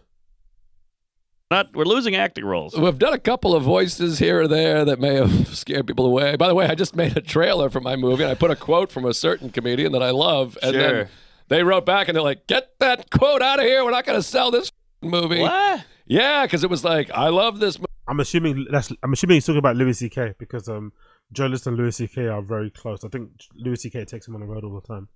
Movie, a person, and then the distributor and the actor, and the Academy emailed me and was like, "You better erase that name. You want to show this film." How'd you get a Cosby quote? So we replaced him with Burr. We got a Burr in there. Oh, smart. Now for this one, we do have two different clips from the same podcast episode. The one that you just saw, and another one that we'll be playing shortly, in which both Joe List and Mark Norman call out Shane Gillis for not including Dan Soder, a close friend of his, on the new season of Tires, which is coming out on Netflix soon. And it is a good point. But first, I wanted to go over the idea that that Netflix is unfair or inconsistent with who they give out comedy specials out to. And although I don't fully disagree with that, I feel like at this point, most people know that that simply being on Netflix doesn't necessarily mean that you're the funniest or the best at comedy at the moment. And instead, it's more like a stamp of approval and a way to show everyone else that you're finally accepted and welcomed by Hollywood. Because, for example, back then, Netflix would actually take chances and give out comedy specials to smaller comedians.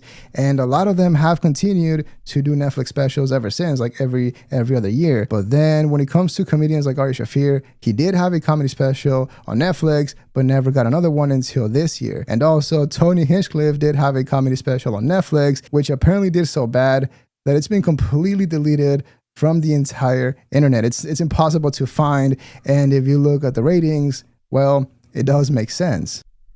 I'm about to review that for the Patreon. I'm about to review that particular special for the Patreon. So you're a podcaster, and did the podcast give you that boost into being able to headline? Was it the exposure from the podcast? What was it? What was it? It takes a perfect storm. That's part of it, right? And you know, I made my own Netflix special, executive produced that, and sold it to Netflix at a time in which almost not a lot of people were getting Netflix Was specials. the podcast going at that point? Yeah. That was in 2015 I made it. and sold it, and it aired January 2016. And that's back It's again. on Netflix now, yeah? Jesus Christ. No, I had a 2-year licensing deal. So can people see it now anywhere? Yeah. You can get it on Amazon or iTunes or... What's it called? One Shot.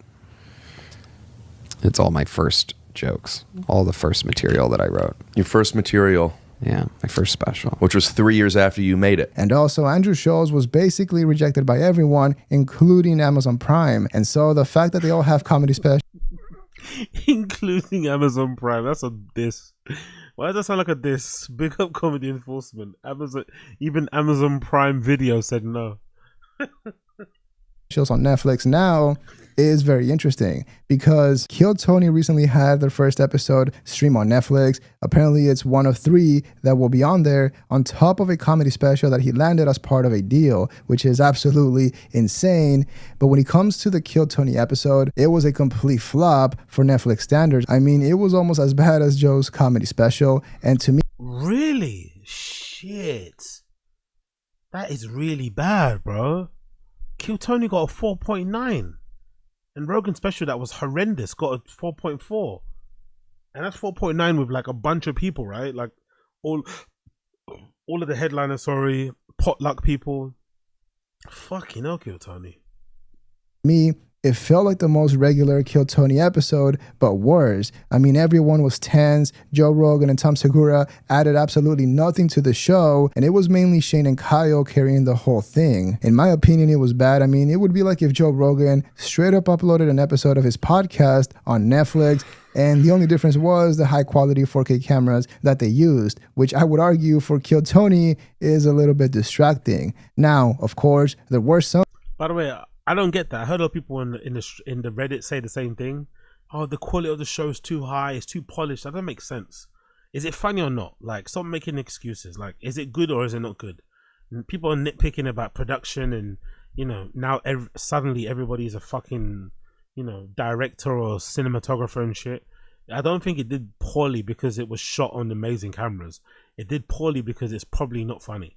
You know, it's probably one of their least funniest episodes, unfortunately. Which just is what it is. Maybe it's in part because they had Rogan on there too, and you know I'm assuming because it was a Netflix thing, they had to get these guys involved because they're all Netflix comedians, right? Like Shane, Tom, Rogan. Maybe with a different guest, it would have maybe made it different and better. Who knows? But I don't think it was bad because of the cameras. Some funny moments, but the episode being on Netflix kind of felt pointless. It didn't really add much value, and it wasn't even a great episode for YouTube standards. And what's really funny but also messed up is that according to Joe List, Netflix told him that they don't do comedy specials at clubs, which is absolutely insane because, of course, Kill Tony was shot at the mothership, but also Brian Simpson's recent comedy special on Netflix was also shot at the mothership. And so it doesn't sound like they don't want comedy specials shot at clubs, and instead they simply want comedians that are close friends with Rogan, because they know that if they're friends with Rogan, if they're part of the Rogan sphere or part of that ecosystem, you know, it definitely helps when it comes to promoting the special. And so it's a win-win for both of them. And by the way, don't forget to like the video. It helps out so much, and I really appreciate that. Thank you. Funny guy. Hayden Church doesn't get his due. He's on Tires, apparently. He's on the new season. Oh, that's right. I heard that. I'm excited about that. Tires. Soder has no role. That makes you feel better. Wow, that is interesting. He's like, I'm not on there. And I was like, okay, so we can all... It's almost smart. If you have a TV show... You take your best buddy who showed you the ropes and took you everywhere under his wing. Don't put him on. That's a great point. And then nobody can be upset they're not on the show. Is that beef, do you think? I haven't watched Tires. I don't know about the law. I'm not that plugged in with the Dan Soder, Shane Gillis law. Is there beef there? Or is that just like an edit from Netflix that decided to not have a Dan Soder in the next season? I wonder what that's all about. It sounds odd, because, you know, Dan Soder is a really good comedic actor and stuff. But I wonder why. We've all had the feeling, you know, you wake up one day on a Saturday, scratch your ass going, why am I not on Tires? I know Gillis. I got to protect our parks. We've gotten drunk. I've eaten his ass. I I can't get a Netflix spot. Well, he might have seen your acting reel, but That's true. It ain't pretty. But for me, I mean, I don't get it. I'm Timothy Chalamet over here. I'm what's his name? Lee Strasberg over here. Well, that's your problem. No one knows who that guy is, but you got a couple of school films under your... Oh, yeah. I'm doing another one.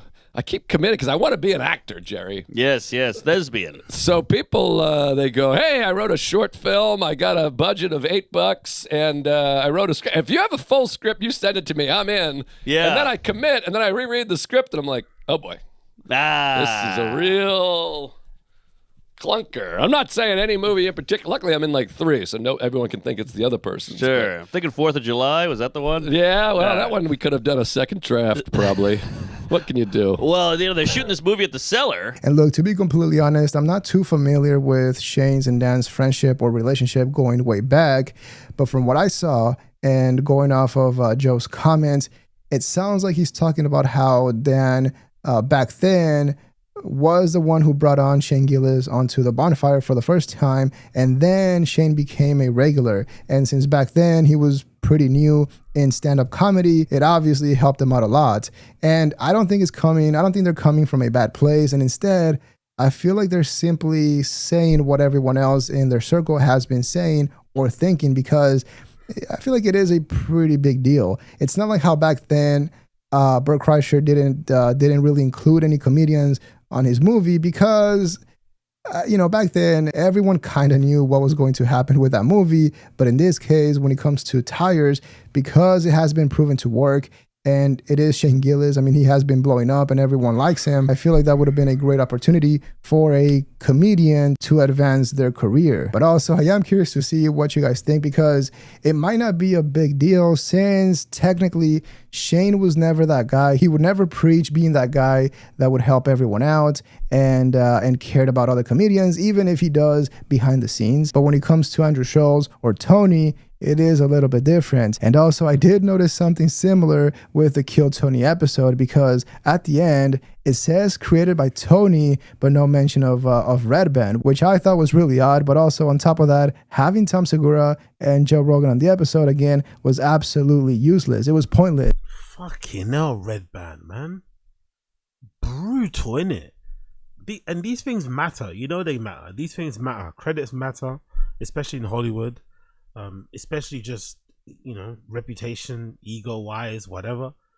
Like, fucking hell, Red Band's just been getting, he's been getting fucked around from day dot, innit? First, Rogan ditched him on JRE, replaced him with fucking young Jamie, and then he went on to, become incredibly successful. And now he starts fucking Kill Tony with Kill Tony Hinchcliffe from the ground up, gets it on Netflix, and he can't even get an EP credit. He can't even get an EP credit. Cold game. Let me tell everybody, because right now, as of this moment, Kill or Be Killed is out now. It's on Netflix. It's a special episode of Kill Tony. We were both at that and participated in. Yes, we did. Some way I participated in sitting there. And they were just that counts. Yeah, they were like, just don't, I don't know, just react. Yeah. Watch the show. I was like, okay. Yeah. Yeah, so we just... What a good job, innit? What a great gig. You probably got paid handsomely for it too. Just sit there and don't say anything. Sit on stage, and then I'm not sure if that happened because it was a requirement by Netflix. Maybe it was a whole bundle, since Shane and Tom also have shows coming up on Netflix soon. Or maybe it was simply Tony not wanting to give somebody else a chance, and instead just one of the biggest comedians on that episode, which once again, it was absolutely pointless. It was useless, and it would have been a lot better if Tony simply had actual comedians on the panel, on the table, actually adding to the show, and not just sitting there quiet. To be fair, I think they're going to mix it up. I think the first episode, they wanted to start off with a bang. So episode 1, you have Shane Gillis, Tom Segura, Joe Rogan, right? Those are pretty big people. But I'd imagine the next 2, because I think there's a free Kill Tony special signed on Netflix, plus Tony Kitchens' his own stand-up special.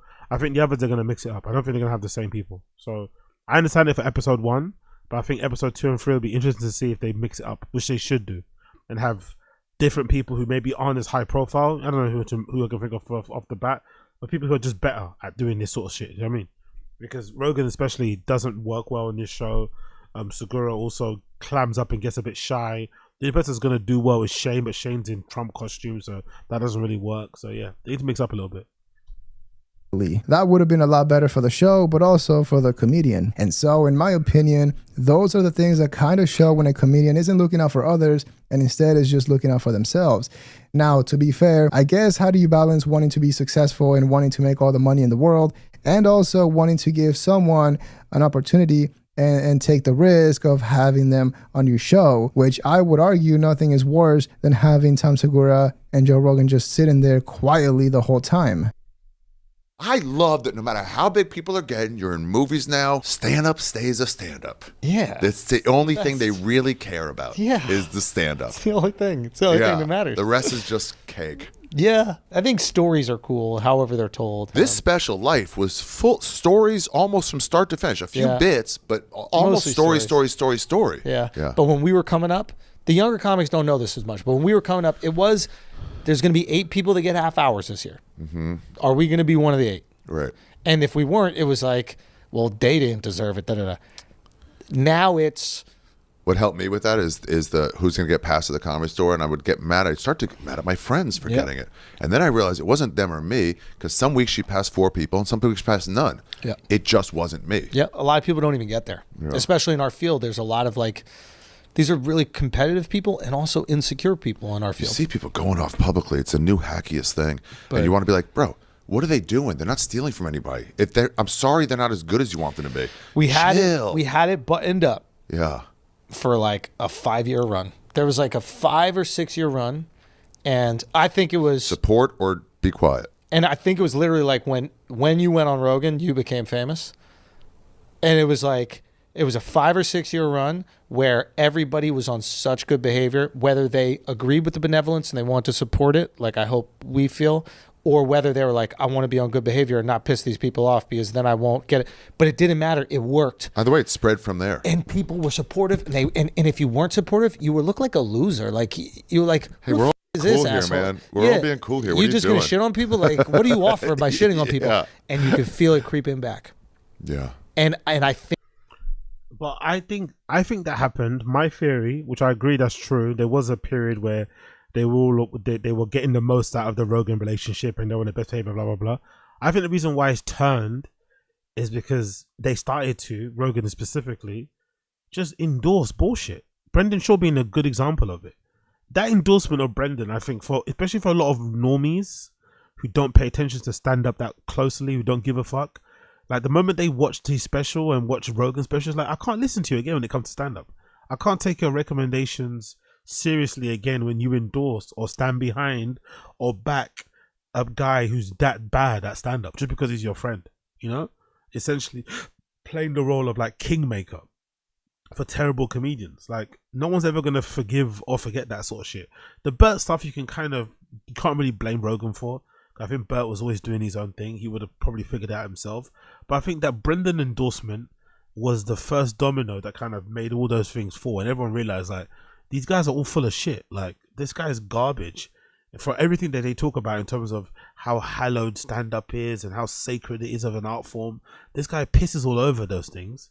Doesn't seem to respect the art form. Is objectively bad at it. Fucking cut corners. Took a shortcut. Got given everything on a silver platter, was still very entitled and not very grateful or whatever for the opportunities that he got, and everyone was just acting as if it was the fans that were being crazy. Oh no, you're hating. Oh, he's a great guy. Everyone's just jealous because he's handsome and he's still your girl. It's huh? And I think that kind of level of hypocrisy is what made people maybe not respect them when it comes to comedians and shit. And changed the temperature, changed the vibe when it came to stand up. Personally, that's what I think. That's the narrative I want to believe. I think it usually comes from... What is that? No hope. It comes from no hope. It's some successful people who have hope. Success is determined by, unfortunately for the bottomless pit people, where they are compared to where they want to be. Where someone else is. Right. It's compared. But let's be fair. Let's also be fair though. Like I said previously, I think if you're an up and coming comedian and you're good, like you're good, you're good at least, you have every right to hate these guys because they've taken up so much space, so much time. You have no room to breathe, no room to kind of break into. They're occupying all the fucking positions. Very few people kind of break through without that Rogan endorsement, arm around the shoulder, get on, sit across from the table from me. Look at even Shane Gillis. He's super funny. People like him. But he only really got his real level up when he kind of got caught with Rogan. So I think a lot of comedians are well within their right to feel jealous, bitter, annoyed that these guys kind of came through, broke through, introduced stand-up maybe to the wider masses, but then kept platforming their friends and leaving it open only for their friends, but not for fresh new talent to come through who are just talented. Had to be somebody that was Rogan endorsed, all this sort of shit. It's a nonsense.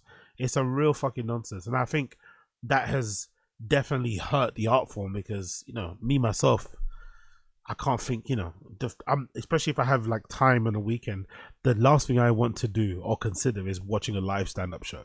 Like, these guys have ruined it. They've ruined it so badly that most people don't even watch specials. Most people don't even watch their podcasts, let alone watch specials. You know what I mean?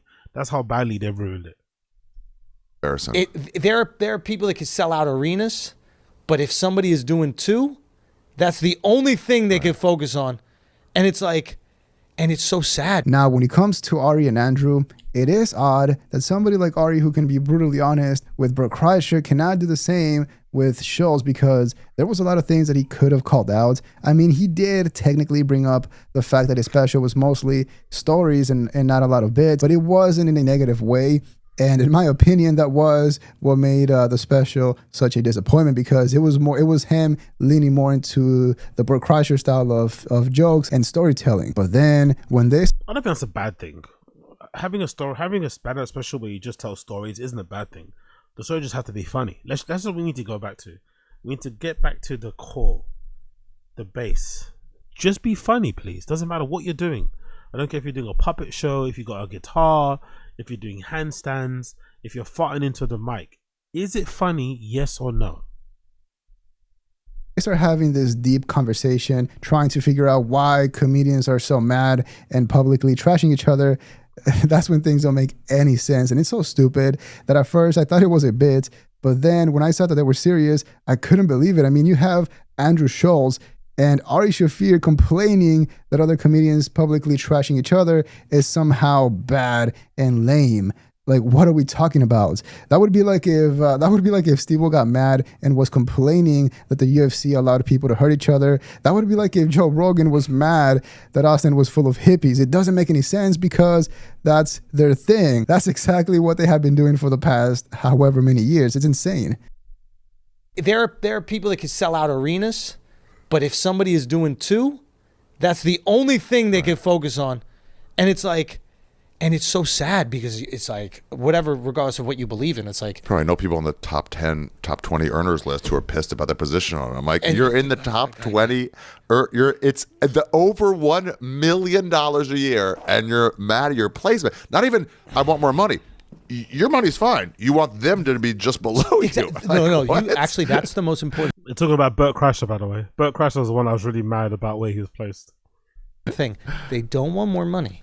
They just want that other person to be making less. Right. So if it's them make more, great. If they make less, also great. It's pure bottomless pit. We got guys, chill, dude. But and then it gets rewarded because negativity is obviously rewarded on the internet because we all have these. The fear is what moves things in society. Like whatever we fear, we see, and but it is a problem, man. I mean, there's no way that two of the edgiest comedians in recent times are really that soft and sensitive that they can't handle all the comedians finally speaking out and saying what they actually feel about them. But also, instead of talking about why they might be mad, why not focus on the actual criticism? Especially if you're on a podcast, why not talk about it instead of just dancing around the subject? Because in my opinion, the reason why people are quote unquote mad or hating is because of the fakeness and the switch up once everyone became rich. For example, with Joe Rogan, before he used to be ruthless and would call out anyone on his podcast, and at some point back then, he even publicly executed Carlos Mencias' career for stealing and being a bully. But then, when his friends got accused of the same thing, he went quiet. And when it comes to Andrew, well, pretty much the same thing happened before. It was everyone got these jokes, and all the guests on the podcast were getting trolled and messed with, and now he's pretending like he's the nicest person out there that would never say anything negative about another comedian. Keep in mind that back then, it was actually Brendan Schaub, the one who showed Andrew to Joe Rogan, and so technically, thanks to Brendan, Andrew Schultz got on the Joe Rogan podcast. So pretty big deal. And Brendan's like a really great dude. He's a genuinely sweet dude who helps people. He's the reason I got on Rogan. Like, he was like, yo, you got to get this guy on. This is before anybody was looking at my shit. Like, and that really changed my life. So he's actually a great dude. And he's just getting destroyed by that thing. But funny enough, again, no one's like that stuff. Let's just call a spade a spade. Brendan used to do that a lot. That stuff he used to do where he used to like go out of his way to help people was all a way to kind of get people on his side, essentially. He wasn't doing it from the kindness of his heart. He was doing it to make sure that those people that he helped out could defend him the way that Schultz was defending him on those type of platforms. So when his name comes up in a bad way, a person with Schultz's status could say, oh, no, he's a good guy, I like him because he did X, Y, and Z for me. Yeah, he helped you out because he had something he could gain from it. He doesn't help out regular people, normal people, like less status people than Schultz to go on Rogan. He helped out Schultz because he knew if he did, and he knows if Schultz did what he needs to do on Rogan, it would make him look good. Simple as that. Self-serving favors. Self-serving favors.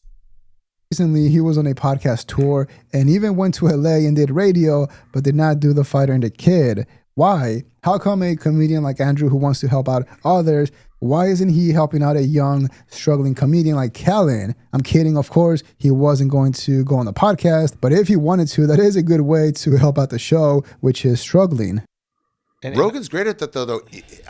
Everyone's like, he's right wing, he does this, he does that, but at the same time, like, he puts on open micers.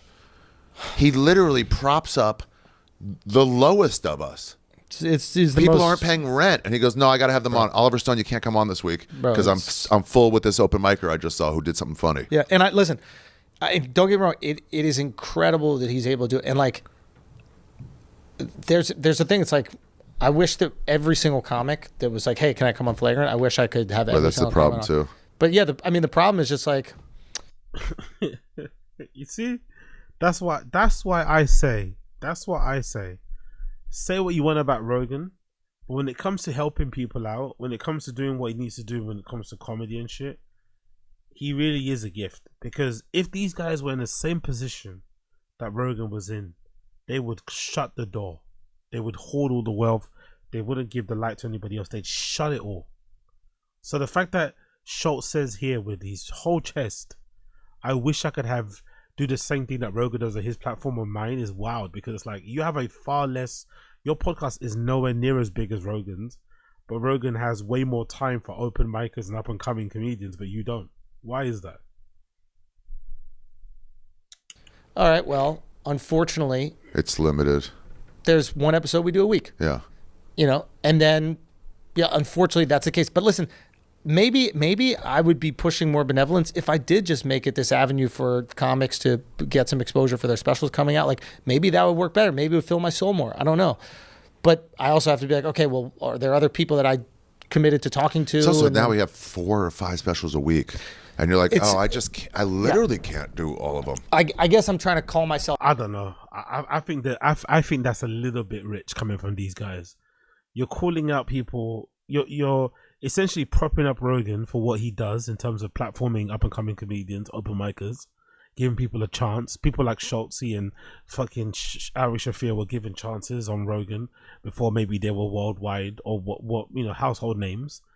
Now you get a position to do the same thing for others you don't want to do, and you make up excuses. This is the reason why, look, again, I have all the sympathy, all the empathy in the world for up and coming comedians who are not a part of this Bapper-verse, Rogan-verse, who feel left out, who feel like they don't get opportunities, because these motherfuckers, man, they are not very generous or good people at all. Especially when you consider a lot of them, Schultz said example, his career was made by Rogan. If Rogan didn't give him a shot, he wouldn't be where he's at. Out a little bit for saying, hey, yo, big up Ashley Cummings in the chat. Wild one, Ashley Cummings. Big up Ashley Cummings in the chat. What's good? This one thing and maybe not doing it to the perfect extent, but it is a little bit different in that regard. Yeah. But I rack my brain about like, okay, well, what can I do even if I can't have them on? You can post for them. Maybe I can post for them. There's so maybe many I can avenues of helping now. Exactly. Like there are other avenues of help, and I try to be as kind as I can and help as many people as I can with whatever advice. But it is something that I've kind of noticed is like that like bitterness that existed in the 90s. That creeping. It's not creeping. It's so many of them are doing it. But it comes from, in my opinion, it comes from just a lack of, there's two versions. There's like bottomless pit people who are just always going to be bottomless pits. Even during the good times. That's their happy place, actually. Maybe. Yeah. But like there's nothing you can do about right. it. But the other version, I think, is like where it just doesn't feel like there's hope. When there's hope, and I think that was the excitement with like the early YouTube version, the early clips, and then obviously Rogan. Like I think for young comics, I imagine the only way they think that you could pop off right now is if you get that Kill Tony. Now, the whole idea that Andrew wishes... Exactly. I think more so Rogan. I don't know. I think they're being disingenuous, man. I think they're being super, super disingenuous. Like, why wouldn't people... Like, I'd imagine a lot of stand-up comedians have a lot of hate for these guys. Why wouldn't it be justified? Why wouldn't they have every reason? Why wouldn't they be entirely entitled to feel the way they do about them? When all the opportunities are being hoarded by that one group of people. And unless you're friends or get pally with Rogan, it seems like there's no way in. Why wouldn't they? Because a lot of mediocre people have had outsized careers because of their friendship with Rogan. So why wouldn't some of these kids coming up think, you know what? I'm not where I need to be because I'm not friends with Rogan. And they're going to look at these other guys who are where they think they should be and think, fuck you. It makes sense. Again, it's not helpful. It's not the most constructive. It's not the most, beneficial way to go about doing things, spending time hating. But I can understand where that emotion, where that feeling comes from.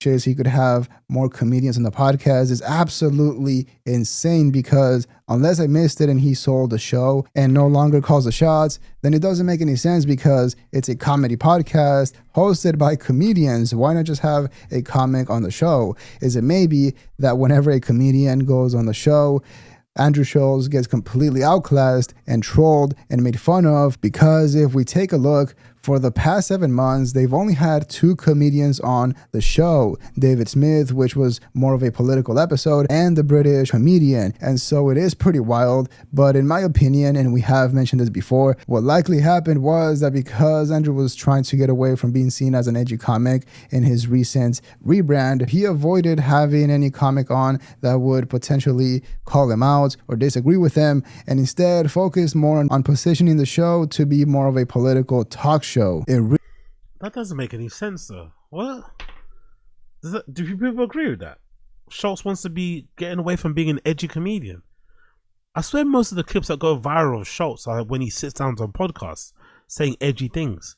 How can you get away from being an edgy stand-up comedian when you have a podcast that's called Flagrant and you say flagrant and edgy things on your podcast and those clips go viral?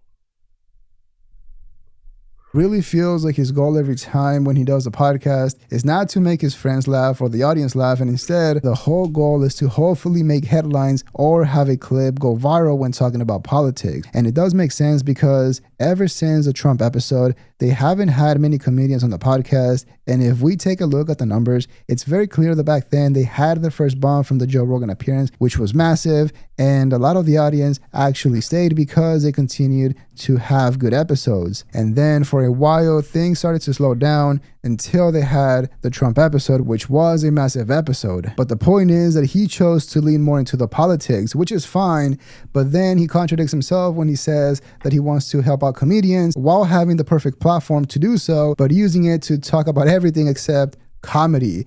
It doesn't make any sense. And I feel like that's why a lot of comedians like Nate Bargatze get a lot of respect from other comics, because they don't need to do all the gimmicks and all the tricks like having a massive podcast and going viral for being an edgy comic, and instead they just focus on the comedy.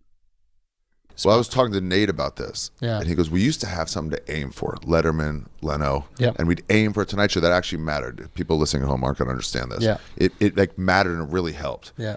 And then that kind of went away. And Nate's like, I want to create an avenue where even if you don't get it, you can aim for this. Yeah. My old storytelling show was like something I could aim 100%. for to like, and then if you fall short, you're still ahead. But there's a thing you're going. Yeah, I've been thinking about this, like specifically with. Also, it's great that Nate's thinking about that. Like even to just think about younger people and wanting them to succeed.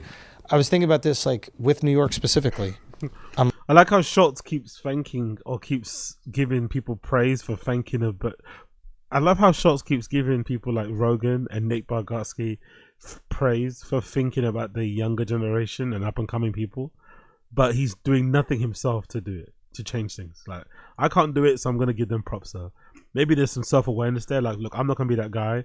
I'm not going to get younger comics on because I don't give a fuck about younger comics, but it's good that Nate's doing it and it's good that Joe Rogan's doing it. Just don't ask me.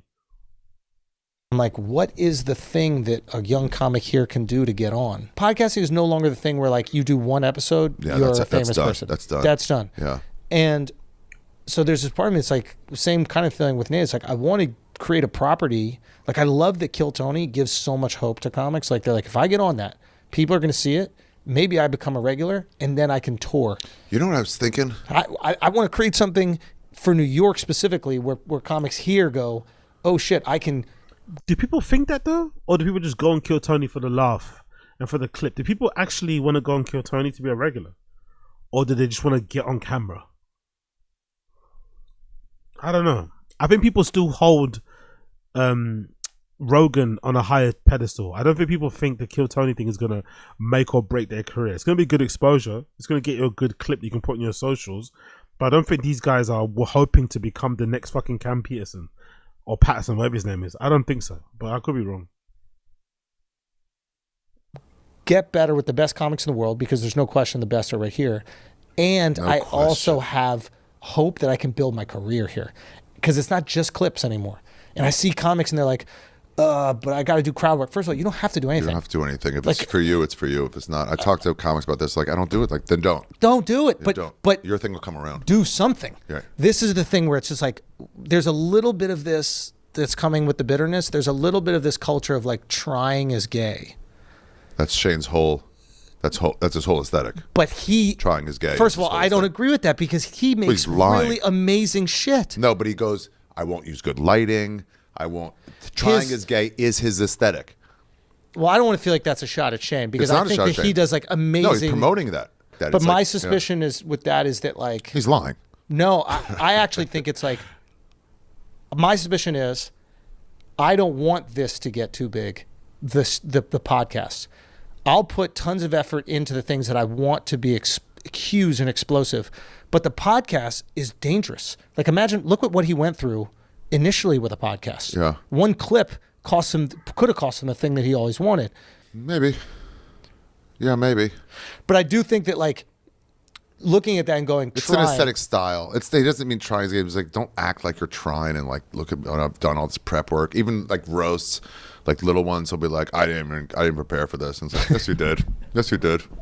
You're lying, because trying is gay. We all try. Yeah. No, I think, well, then I fundamentally disagree with that. And now this is when things get very interesting, because, of course, Andrew Schultz already has a massive platform that he could use to help out other comedians, smaller comedians, younger comedians, whatever, but doesn't. And instead, he likes to fantasize about what it would be like if he built something bigger to help out more comedians. It doesn't make any sense. And so, I gotta be honest, like, I never noticed it until big up Comedy Enforcement. I never noticed it until he pointed out the lack of comedians that Schultz has on Flagrant. It's kind of interesting, isn't it? I can't think of another comedian who does that. I can't think of another comedian within the Rogan verse who doesn't have as many stand-ups on his show. Like, even his friends. Wow, that, isn't it? Like, he's fully gone down the political kind of like culture war tip. Like, you know, he's likely to have a UFC fighter on before he has a comedian. It's like, isn't that your profession? Aren't these your co-workers and your colleagues and stuff? Why don't you, like, and also you come from Rogan. You got your big break from having a shot on Rogan. Why aren't you paying that forward or paying that back and platforming other comedians. It's really strange how he does that. I wonder why. I'm assuming it's just clicks and views, right? They just don't want to, if they're going to do one episode a week, they want to make sure they all get banger views out of the gate. And maybe if you platform some unknown comedian that you're friends with, you run the risk of maybe not making any money on that one particular episode. Maybe it's just purely that. But it is really interesting that from a comedian point of view that he doesn't really tend to have a lot of comedians on unless they're like big deals, you know? So to me, it seems like as soon as he heard that Nate's had some plans to help out other comics, it turns out that he also had been thinking about that the whole time. And it kind of reminded me of that Louis C.K. bit where he's flying first class on a plane and then a soldier boards the plane and he thinks about switching seats because that would make him a really good person, but doesn't. And then at the end, he still feels good just for thinking about it, just for having the thoughts. And it does feel like it's kind of what Andrew did. But also, when it comes to helping out younger comedians, in my opinion, I don't think they need another platform or more exposure. And instead, they need to get better at comedy. And I feel like one of the best ways to help would be to get them to get away from that Schultz mindsets. Because Andrew has basically become the Gary Vee of the stand-up world. And if making it in business is already hard, I mean, the chances of doing that's a brutal blow. That's a brutal shot, but very accurate. Andrew Schultz is like the Gary Vee of stand-up, isn't it now? It's really interesting how that is. All marketing, all fucking hustle and tactics and stuff, but not really a lot on the fucking being funny, you know? Like, not really a lot of conversation around crafting jokes about how to actually be funny. Loads of talks on marketing, on gaming this, doing that, doing this. Andrew did or what Tony did are pretty much zero. It's impossible. And so instead, I think it would be better if he was more relatable, like Louis C.K. when talking to comedians. And I'm gonna reach hard for this one, but I'll say that if comedians like Schultz really wanted to help out smaller comedians, they would stop doing arenas because, hear me out, when you do an arena show, you do one massive show and have the openers do one show and that's it. But if they did a stupid amount of theater shows or even clubs, you could really start giving a lot of comedians a lot of opportunities. Imagine if you wanted to get in shape and work out and you had two options. You could work out once a week in the biggest gym ever or daily in a local smaller gym. I mean, not everyone needs to be on a late night TV show or sell out arenas. They just need gigs. I feel like there's a ton of talent that shouldn't have to wait in an alley in hopes that they'll be on Kill Tony and hopefully Tony likes them. That's kind of what Joe Rogan was always against when it came to Hollywood auditions. When I just needed to just work again, and sometimes just comedy clubs, there is this fear when you're up there. If I ever had to just go back to the funny bone, sitting next to the soda machine as it out into the room, the smell of fried food, I may just have to kill myself. Right. If I go back, but I got back there and I was so happy. I loved it because I just loved telling the fucking jokes. And I'm closer to the crowd. And the money you make as a stand-up selling out a comedy club over a weekend is ridiculous. It's that it's close to my that's enough point. Is just, I mean, they give you the whole door. And it's insanely good money. So money-wise, I was like, I can live on that. And then make it, and the fans pay less, which is something that's important to you. And then when you make, and then when you get little bumps, like, hey, I'm back in the theaters. This is so fun. Didn't know if I'd be back in the theaters, but it's just doing the work was plenty. I don't miss that shit at all. The mountaintop. A mountaintop is a place you visit. You don't live there. You don't live in a tent sucking oxygen. It's actually not fun up there. It's a goal. But it's not a life. It's a place to visit and it's a place to be seen from miles around so you can collect. I have fans now from a lot of different places. I have fans all over Europe. I play all over the world because of the opportunity I was given by those people in Hollywood to get up high. But now they're with me. I was smart enough to collect them on my own to find a way to get directly to them. Did you do that? I don't miss being like shit red carpets and being in on. You forget about Louis C.K., but he is probably the only ones putting out. He's probably one of the only comedians putting out consistently good specials over the last few years, isn't it? Consistently good specials, like consistent. It's really good to see. Lists and that kind of stuff. I think comics are too self-aware to enjoy that. To enjoy that stuff, that like red carpet treatment. A lot of them love it. A lot of them love it. Some people need that. They like that's their indicator that they are live. That's Bert Kreischer. Schultzy too, by the way. He's scrunching his face up and being all like this with fucking Lucy K in front of him. But I think Schultzy has a bit of Bert Kreischer in him too. The need to be famous and get recognized and be a big deal. They're indicated that they're doing something. Yeah. I think that's sad. That's not sustainable. And it's also not based on you. It's based on a trend. I got a lot of attention that I didn't have coming to me. Yeah. I'm proud of the work I did, but it was like, are you kidding me? You know? When I saw comics looking at me going like, dude, enough. I agreed with them. I'm like, I'm sure you were. It's just like, it was enough already. Yeah. And it was like, oh, you don't want to be that guy. Right. Well, when I met you, Some people do. Some people love being that guy. That's what I'm saying. There was a 5 or 6 gap, 7-year gap. Commercials before, where there was nothing happening. I do remember that. When I met her, how were you making money? Just doing really terrible road dates, getting like. Oh yeah, you hated the road. Yeah, the guarantee.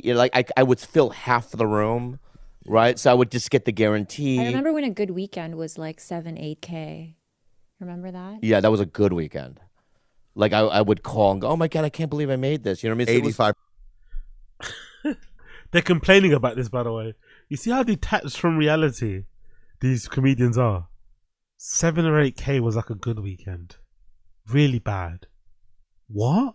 $7,000 or $8,000 for what? 3 hours of work across 3 days is bad. Even if you have to travel there, even if you have to put yourself in a hotel, $7,000 to $8,000. And Kyle trying to make it seem like he was getting paid $700 to $800 for the weekend. Fucking hell. 5% of your listeners like, that's so good. What the fuck are you talking Wait, about? who is? What? All your listeners like, that's so much money. What do you mean? I know. Yeah. But comparatively speaking to so my that would have been peers- your time to take off. And so I think comedy should be. Honestly, these comedians are fucking insane. $7,000 to $8,000 on a weekend was my low point. I was suffering at that level for 5 years, Bobby Lee. Suffering, struggling for 5 years on 7 to 8 grand a week. God, oh Mike. Be back in the clubs, or if you do massive venues and arenas, have it be a massive event, like an actual special event, and not just doing stand-up at an arena. And so once again, in my opinion, whenever another comedian hates on someone like Andrew Schultz, Tony, or even Ari, and maybe Shane, you let me know what you think in the comments below. Whenever they hate on a massive comedian like that, it's usually because of the unnecessary change, because of the money. Again, we saw that according to Louis and Bobby Lee, whenever comics sell out clubs, it's really good money, like a lot of money. And because now we can see what they've been working on for the past couple of years, you know, Andrew Schultz has his comedy special on Netflix, Ari Shaffir does as well, and Tony just released his first Kill Tony episode on Netflix. And he also has a comedy special coming out. And so far, it's not looking good. And so to me, it seems like they were simply going for the money, even if it meant changing the comedy. Now, to be fair, that's more about Ari and... Okay, we got the gist of it. I don't agree with his assumption that arena comics are ruining stand-up. I think that's not true. I just think in general, it's just a lack. It's just not good, man. The stand-up is just not good. These guys aren't funny. And my hypothesis, my theory is, the reason why they're not funny is because they make far more money sitting in front of microphones like I'm sitting in now on their podcasts. They make way more money on pods than they do on stand-up. Stand-up also requires way more work because you have to actually write material, you have to go on the road, you have to rehearse, you know, whatever else it may be. More work than just sitting in front of a camera, of a webcam and talking to a microphone to hundreds of thousands, if not millions of people. But if they would focus way more on stand-up and write their jokes and focus on their material, I think it would drastically improve the stand-up quality across the board, but there's no incentive to do so. So until maybe the only time we're going to see stand-up return to some level of relevance or to some level of quality is if maybe the money in podcasting and content creation goes down. If something happens and there's another fucking adpocalypse or something and it really hurts these comedians' ability to make money, maybe we'll see it of them rushing back to the stage and trying to go on tour as much as possible, trying to do specials every year or every 6 months because that's the only way to make real life-changing money, because I think they just make way too much money recording pods, which is why. But I do go back to what I said earlier, and I think a lot of these, I think if you're an up-and-coming comedian, you're well within your rights to be jealous and to be resentful and to be bitter of these guys, especially if you're not a part of that Jerry kind of like, circle of people, because it seems like unless you're friends with those people, you don't really get an opportunity to either blow or to kind of come through your own. There are some examples, but overall, it seems like across the board, Rogan has been able to platform and put his arm around certain comedians and basically change their lives and the trajectory of their career, who aren't that great at stand-up, right? Bert Kreischer and Brendan Shaw being good examples of them. So I think comedians who are coming up who hate those guys are in their right to do so. Now, is it the most useful emotion to have? Probably not. Probably focus on your craft and hone it down. But I think the reason why those guys are resentful is because all the opportunities are being given to people that probably don't deserve the opportunities. But again, maybe just figure it out on your own, especially now with all these different platforms that exist. But let's see how it evolves and develops. But it's interesting to see people essentially admitting now that now Rogan has moved to Austin, and maybe the luster of Rogan has disappeared. Maybe his relevance is not as much as it was at one point. I love that they're all being honest about the lack of impact the Rogan bump actually has on your career overall. And I think a lot of it has to do with the fact that these guys just aren't funny, and people aren't really, hanging on his every word when it comes to stand-up anymore. Even when it comes to the business of stand-up conversations, like I remember it used to be really entertaining to listen to them talk about stand-up, and just the business around it and what goes into doing their sets and stuff. But you can't take them seriously now when they talk about sets and reps, when they talk about selling a special, producing a special, all this sort of stuff, when you know and you've heard what the final product usually sounds like. It's hard to take them seriously. So, all the mystery, all the mystique, all the luster, all the sheen is gone, it's gone.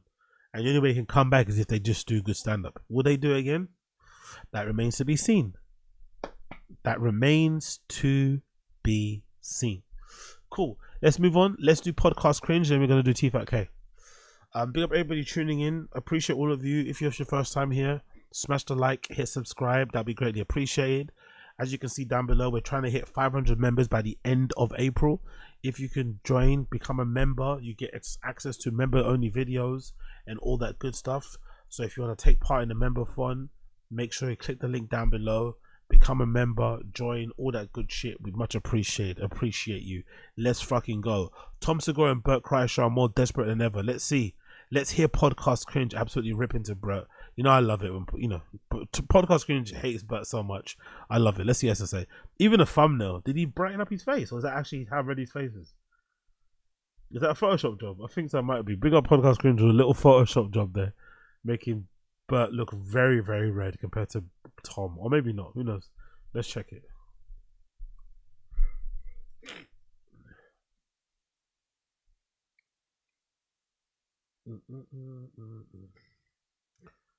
Let's see. That's what I'm saying. Like, some have boyfriends where they're like, yeah, I love it. It's not a Photoshop. It's not a Photoshop. It's actually his real face. Okay. What I'm saying. Oh, Bert's doing that thing that the kids do. Where they put stickers over their spots.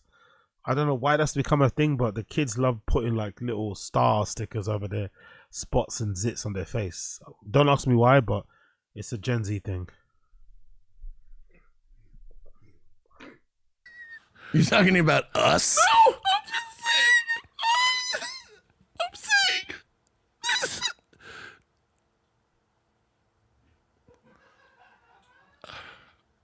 I don't know how to talk about this. Just when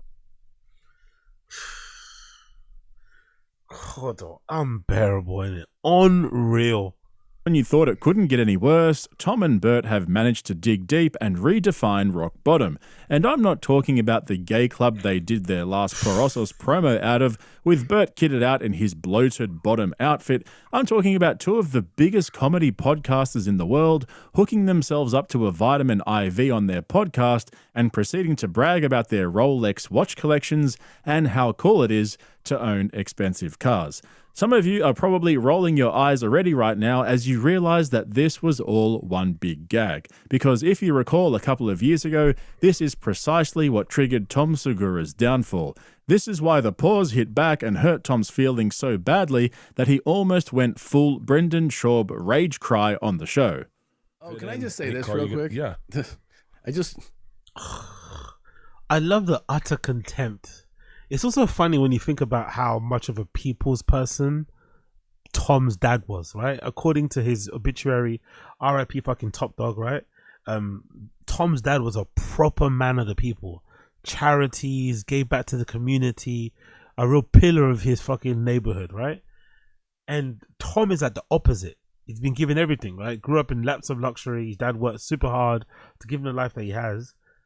But Tom seems to despise the human race. Especially ones who are like poorer than him, right? It's complete opposite of his dad. It's fucking wild.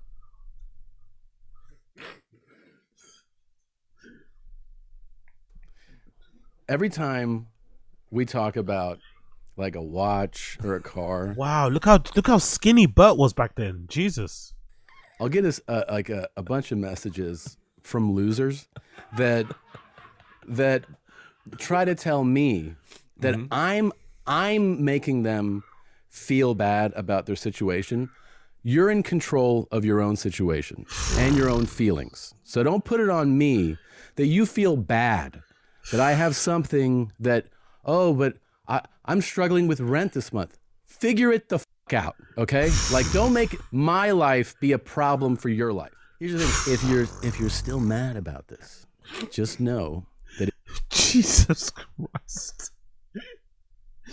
Honestly, watching that back is brutal, bro. Tom is a mad guy. He really does hate the pause. It's your mindset, and you're thinking like a loser, but you don't have to. You don't. You can change the way you think, but you have to accept the way you're thinking right now is not going to get you anywhere. You're being bitter, you're being petty, you're insecure, you're not confident, and you can change that, but you have to be proactive.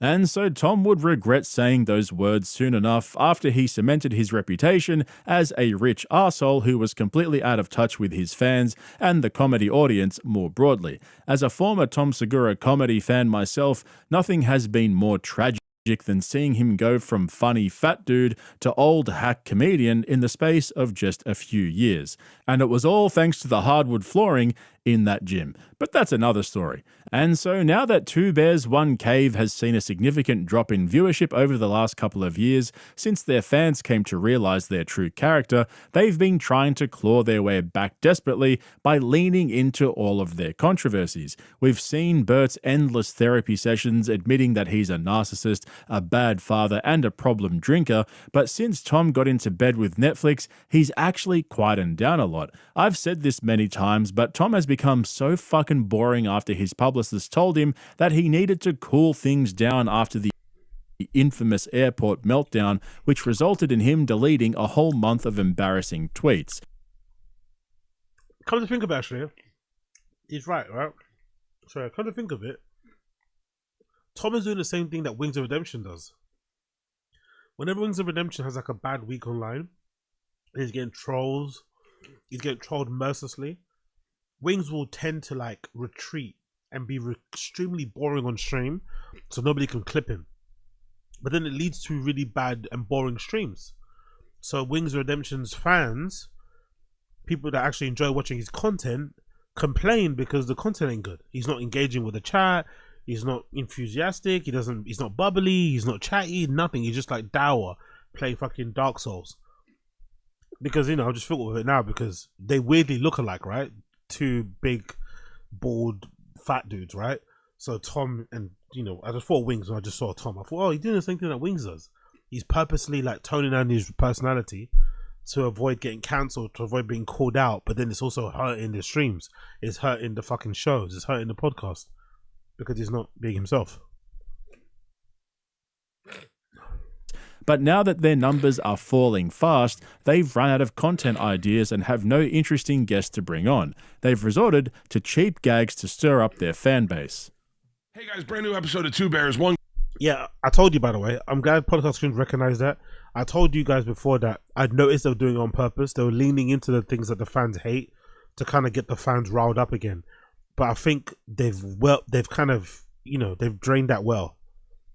I think the fans that got annoyed about their things that they called them out for, like Tom Burt interrupting, the Tom being mad at the pause, all this sort of shit, those fans just left. They've not bothered anymore. They're not going to get annoyed. They're not going to get angry. They're not going to get angry all over again. So this is a bit pointless, really. This whole like leaning into it or trying to purposely poke people to make them get agitated and irate and stuff. People don't really give a fuck. So I don't think it's going to have the reaction they think it's going to have.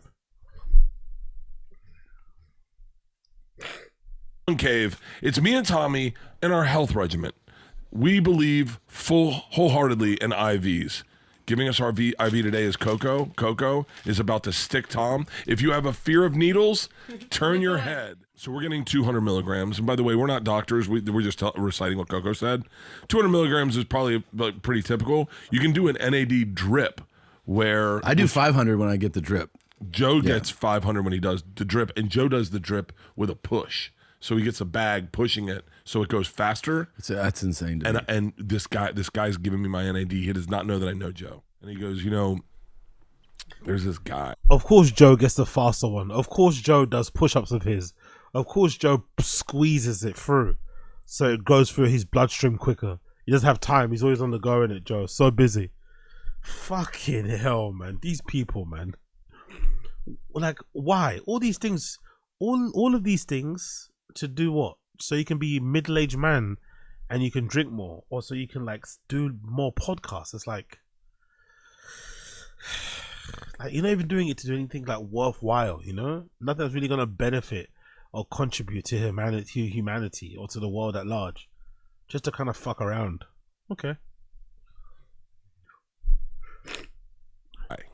That gets the drip and he does it fast. He said he can do it in like 10 minutes. It's insane. I said, who? He goes, his name's Joe Rogan. And he goes, big intravenous drug user.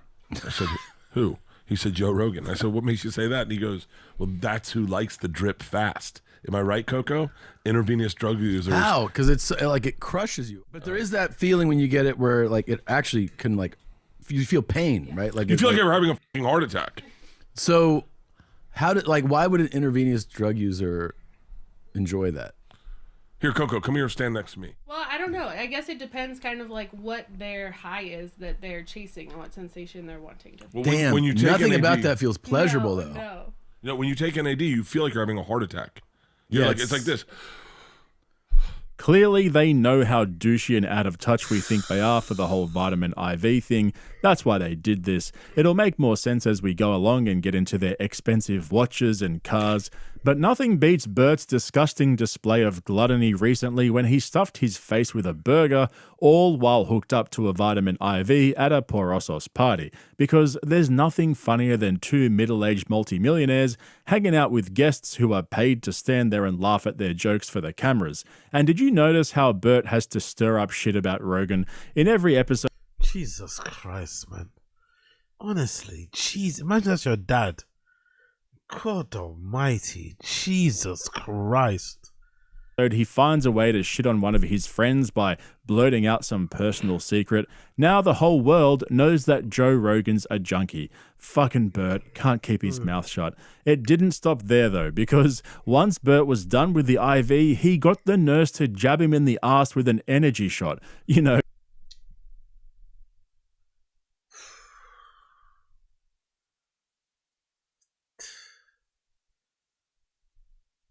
And he's got no underwear on, isn't it? He's got literally no underwear on. He actually does wear his jeans with no underwear. Jeans with no underwear. Indigo denim. Raw denim. No underwear. Just cock and balls and gut. Fucking hell. Oh. Multi-millionaire, by the way. Multi-millionaire. And you want to look and live like that. Why? Just to get him through the day. I never thought I'd see the day when comedians became douchier than finance bros. But the saddest part is that Bert thinks he's the healthiest he's ever been. Obviously, all of that for the camera, by the way. All that for the camera. All of this for the camera, by the way. But the saddest part is that Bert thinks all of that for the camera. All of that for the camera. Grown-ass man has a fucking star sticker on his face like a teenager. He's making all these weird faces when the woman's prepping his bum to ingest. He's barely gonna feel it. He's acting as if like, I don't know. He's getting his fucking arsehole looked at. It's like, relax. Oh, yeah. It's just exhausting, isn't it? he's the healthiest he's ever been, despite taking meds for diabetes, high blood pressure and cholesterol. Oh, and don't forget the TRT. Bert will do anything to avoid living a healthier lifestyle. This is where I'm going to sound out of touch to our fans. I don't know what an IV costs, and I get them every week. I get one a week, and I'll tell you, anyone. He gets an IV once a week. It makes sense though, because he's getting fucked up often, isn't it? It does make sense, no? But once a week IVs, and you never once think to yourself, hold on, should I just maybe fix up my lifestyle a bit? Maybe tighten up in the things that I'm doing so that I don't need to have an IV every fucking week? Maybe that's might be the way to go about doing things. Maybe. I don't know. Listening, my blood work came back. I'll be like Boo Dizzy. That's a sticker, brother. Boo Dizzy, that's a sticker. A lot of Gen Z kids, when they've got zits or spots or blackheads, they'll put little stickers on their face, like with stars, different shapes and stuff. It's a Gen Z trend. It's like a spot sticker. I think some of them are actually, they help with alleviating the spots. Like, you know, those, I forgot the brand, but there's a particular brand of spot things that you used to buy. They were like circle. You can get them in like flesh tone colors that would help to kind of dry out the spot area so it wouldn't be as sore and shit. But I think a lot of kids just like to have those stars so it looks a bit more chic and doesn't look, you know, as gross as maybe some of those clear ones. So it's a bit of a trend, and also to help cover the spots if you've kind of popped it and shit. Like, you know, 2 months ago, yeah, and still partying, still on vodka. Best numbers I had ever had, and I was like, it's fucking IVs. Do you know who put me onto this? Chappelle. What's the cheapest you can get an IV for? When did, am I mistaken, but when did IVs become like a hack for health and fitness? When they just a way to sort of like get you to recover quickly if you had a messy night out, to kind of help you get all your levels and your whatever back to a certain level so you could continue getting fucked up? Why are they trying to twist it into some like health thing? I guess it's got some health benefits, but surely the reason why I saw it becoming really popular, especially with celebrities, was just as a way to kind of, you know, make sure you weren't hungover as often.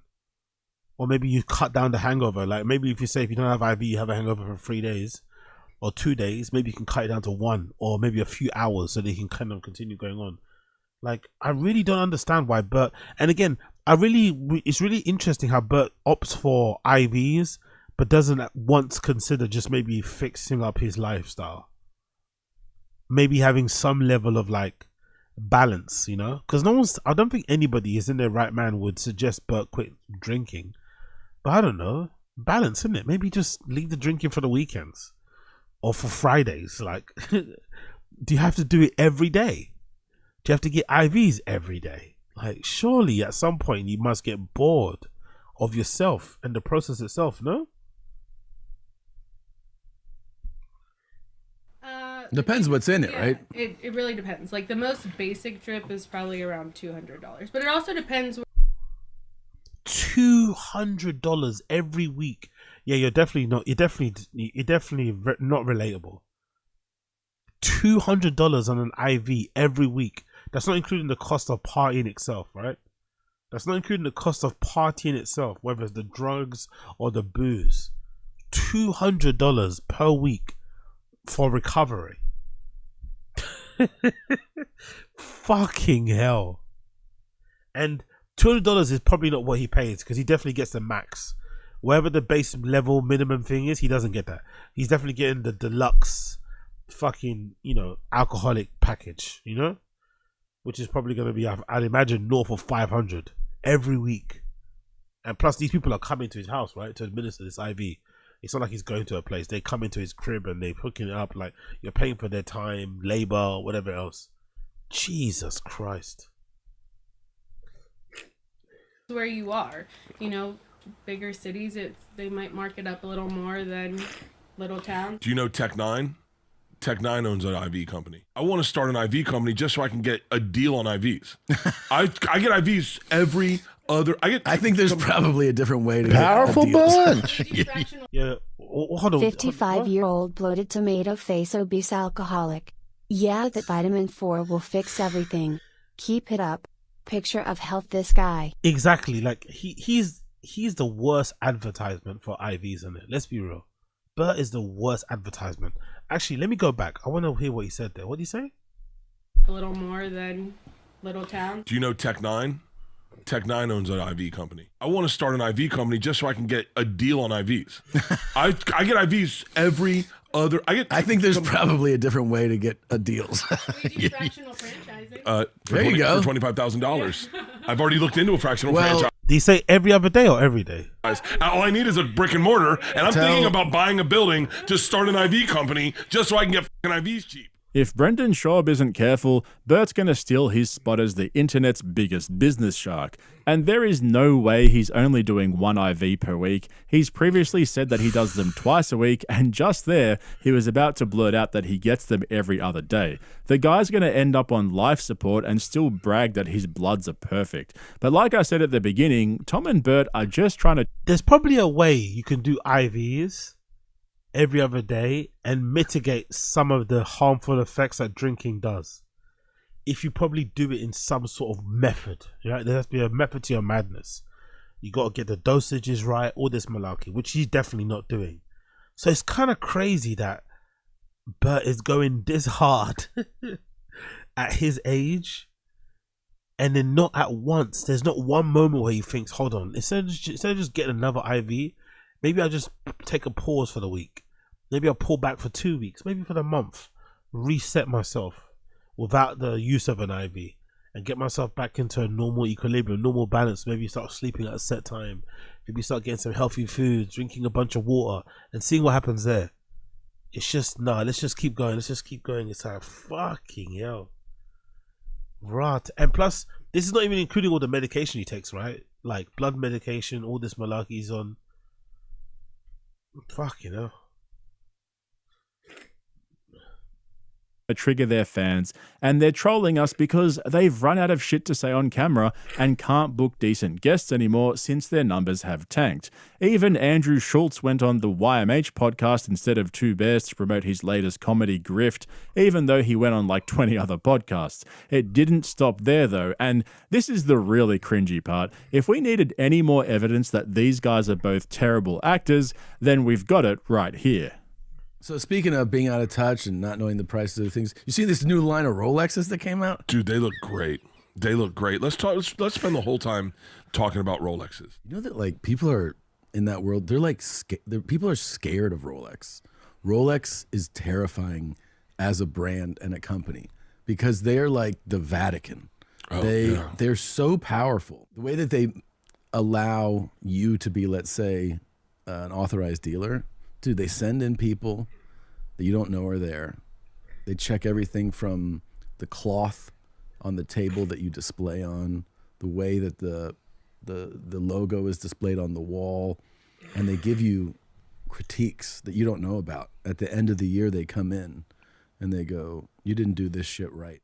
The guy who started Rolex set everything up in a trust. So Rolex has more money. Is this an advert or something? By the way, I don't actually mind comedians talking about all the rich guy shit they do. I don't really give a fuck. It's just when they want it all, right? They want to be able to talk about their rich guy shit, but they also want to brag and say that they work hard for what they do. It's like, you don't work hard, you know? This is not comparable to having a 9 to 5. You live in the easy life. Most of you don't even have to hit record when you fucking record these podcasts. You have somebody handling everything for you. You're literally the talent. Like, let's relax. So I don't really have a problem with them enjoying the riches of their success, or the trappings of their success, or the trappings of their hard work.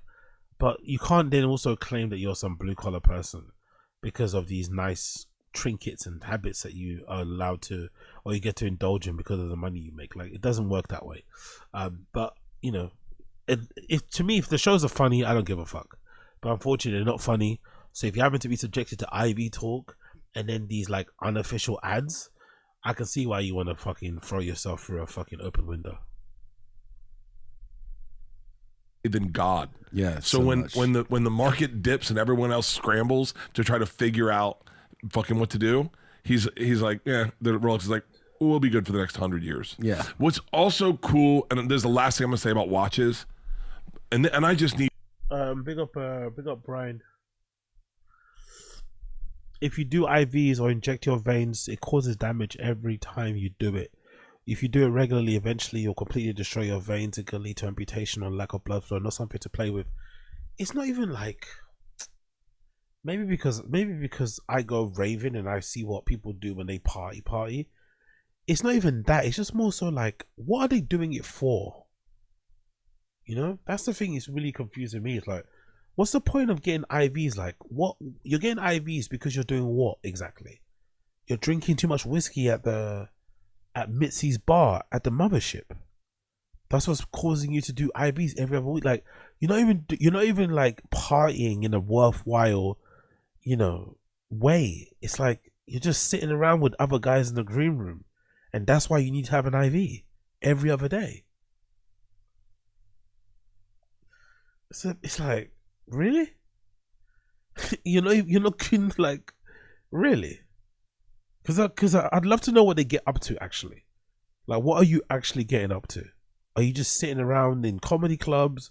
Are you in green rooms? Are you actually going out? Like, what are you actually doing that would require that anyway? You know, it's like, it feels like such a waste of a party lifestyle that you're not really actually living. But I could be wrong. Please continue. Don't need a watch. It's almost like stupid to have you have to be a fucking idiot to have a watch on. Only a fucking moron would spend $80,000 on a watch. Yeah. An idiot.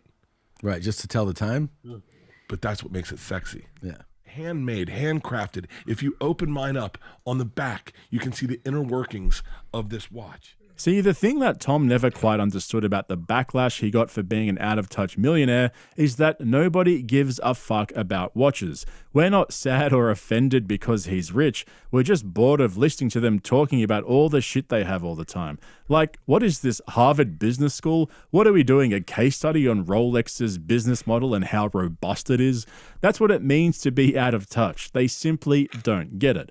We're not offended, we're fucking bored. And I have no issue with Tom going on all these luxury watch YouTube channels where they critique his watch collection, or when he did a video about his custom GT3 with the guy from Smoking Tires, who, incidentally, was the guy who got Rogan into watches. I actually think that's kind of cool. Of course, multimillionaires are going to have hobbies outside of work. Fucking hell, look at Rogan's shorts. Imagine just walking around your house in a hoodie and shorts that small. Like, fucking hell. He's so tiny, isn't it? Look at the size of those shorts. Bring up Rogan. And they're going to look for ways to enjoy their money. I'd do the same thing if I'm being honest. Where they went wrong was thinking that their comedy fans want to hear about it 3 times a week. Mm-hmm.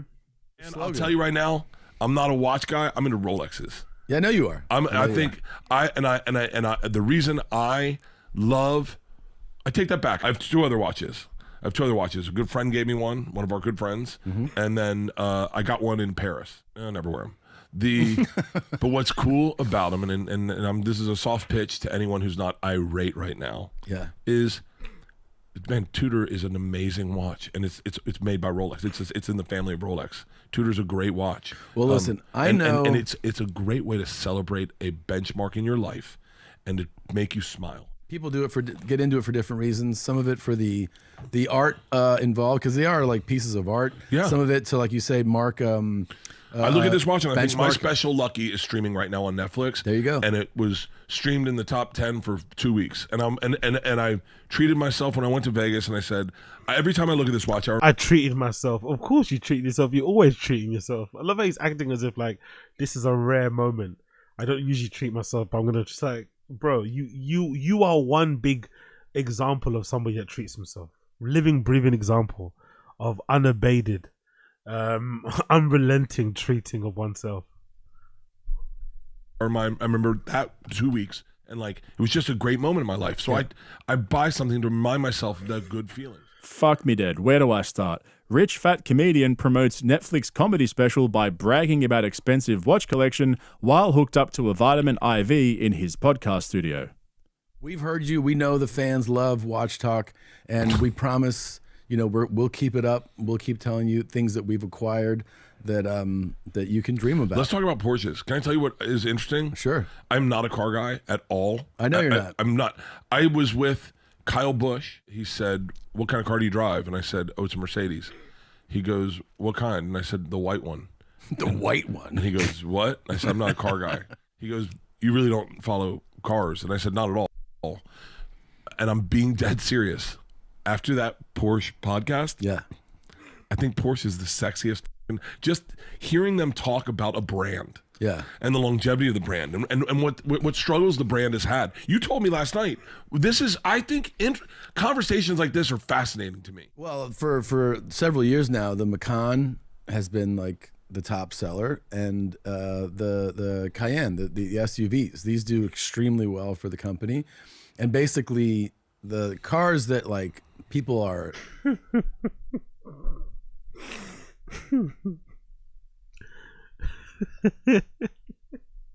Just imagine, man.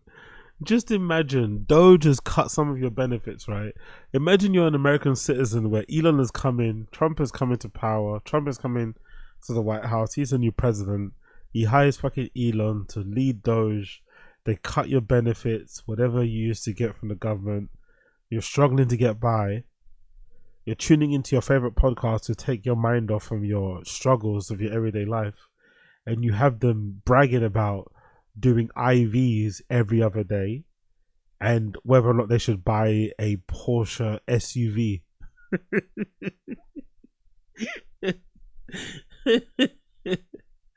And debating the merits of buying $80,000 watches. Honestly, man, these guys, man, the everyman,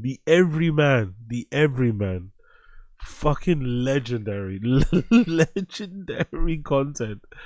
God bless the YMH 2 Bears 1K fucking fans. You guys are the real ones, man. You guys deserve a lot of praise. You guys deserve a lot of support, a lot of credit for sticking by and listening to this shit. Especially given, you probably have your own issues you have to deal with every day. Listen to these guys rabbit on. Wow. I would say the most passionate about is like the GT line for Porsche, like GT3s and everything. That line, the GT division, is basically supported by the fact that they sell so many of these other cars. I think they wouldn't be profitable if they were like, we just make GT3s. There wouldn't be a lot. This is a really interesting pivot, because maybe this is a disconnect where people hear us talk about watches and they don't understand. It's not talking about the ones we actually have. It's always about the ones you want. Yeah. What's fun for me is like the chase. The chase. I hope you're connecting to this and understanding what I'm talking about. It's like the funnest part of buying a car is looking at cars. Yeah. Is the funnest part. I do this. I eventize my life way too much. Like right now, the greatest part about today is Sunday for me, because it's the Masters just started today. Okay. And I can't wait to Sunday. I'm picking out my outfit. I'm wearing my Masters hat. I'm going to be watching it all day. I'm going to be drinking mint juleps. Any good you want. And whether it's watches, dude, never buy a watch, but look at them. They're so fun to look at. I look at watches I'll never buy. What are we doing here, B? This is what it's come down to. If you can't buy expensive shit like us, just go window shopping. It's just as good, trust me. This has to be the most unrelatable podcast I've ever listened to. All we need is for Joe Rogan to tell us that money isn't real, it's just fun coupons, and we'll hit the out-of-touch millionaire comedian trifecta. I don't know if you guys have heard the story, but years ago one time, Brian Callen actually said to Rogan, all you've got to do is get to a point where you don't worry about paying when you're out for dinner. That's how you know you've made it. Everything else is just a bonus. See, Rogan has what you call fuck you money. You poors will never understand. Like Tom said, you've got to figure it out. Don't make his money your problem. I'm starting to get the hang of this. But let's put money to the side for now, because have you noticed that Bert has a fetish for black people? I've always suspected him of being, well, you know, but this next clip just confirmed it for me. Not that there's anything wrong with that. Okay, hold on. You got to find the gay black couple. I don't know what their names are. The gay black couple that make food for each other. Yeah. The one's like a queen. He's got long nails, and the other's like power bottom. Like he's a fucking man. And he's like, hey, and he claps his nails like this, and he's like, that's him. You found him. First shot. Go. Yeah. That's it. Tom, this guy's awesome. He's big about his pickles. Yeah. You watch this a lot? I watch this a lot. I think he slams this dude night and day. Just all the weight off of him? Honestly, this show, man. Big up Podcast Cringe, because this is unbearable to watch. Like, what the fuck is this content? What the fuck are they even doing? Dude, this couple confuses me so much. This mac and cheese always looks good. Bro, I kind of want to watch them. You can. I bet I can. I bet they have see if they have an OnlyFans. If they have an OnlyFans, we're going to it right now. Can I tell you what I love about black men? Not these black men. They have 8.7 million followers on TikTok? Please have an OnlyFans. No. You know what just popped into my head? Remember that time when Rogan said he wishes he could feel what it's like to be a woman and take a big schlong inside him? I'm pretty sure it was Rogan that said that. What is it with these guys and their... Yeah, that was weird ass fantasies, and why are they so open with them? They are way too comfortable with their sexuality, and not in a good way. Actually, now that I think about it, in last week's episode, or maybe the week before, I can't remember, Bert kept telling the producers to bring up famous guys with big dongs. There's some strange energy going on in that room. Big up Assad, yeah. Remember when AZ realized he was the only one watching Two Bears? Yeah. Dark times, sad times. Honestly, wouldn't be surprised one day if one of the top 250 comedy assassins blew the whistle on the mothership green room and exposed all the fucked up shenanigans that go on in there. There's no way Rogan, Tony Hinchcliffe, Bert Kreischer, and Ron White are sitting in there smoking cigars and telling dick jokes. There has got to be more to it than just that. In fact, later on in this episode, Tom and Bert offered their producers $1 million to taste their jizz. Even after they all said no, Bert just kept pushing it and pushing it. Seriously, this episode was so fucking weird. And as usual, it eventually turned into a Bert therapy session. After all, Bert just wants to talk about Bert. As long as you're talking about Bert, then Bert's happy. You know, Instagram's kind of like the zoo a little bit. Yeah. Okay. Like, I feel like I'm just sneaking into their lives and watching it and going like, that's so crazy. Mm-hmm. And then I go back to my life and I'm like, oof, that was a close call. It's funny. I get in this thing. I have a real problem with Instagram, you know, because I disappear in it. Like, but it's not like I've blocked everything comedy. I don't want anything comedy. I said to myself the other day, I saw a picture of me and Leanne when Leanne was pregnant. On Instagram? Yeah, I'll text it to you guys. I want you to see it, only because I want you to see how happy I am.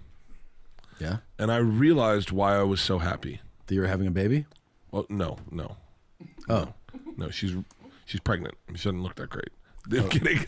No, but I was happy, Tom. Yeah. Because I was present. I was making zero money. I had zero. Look at how happy I am. Yeah.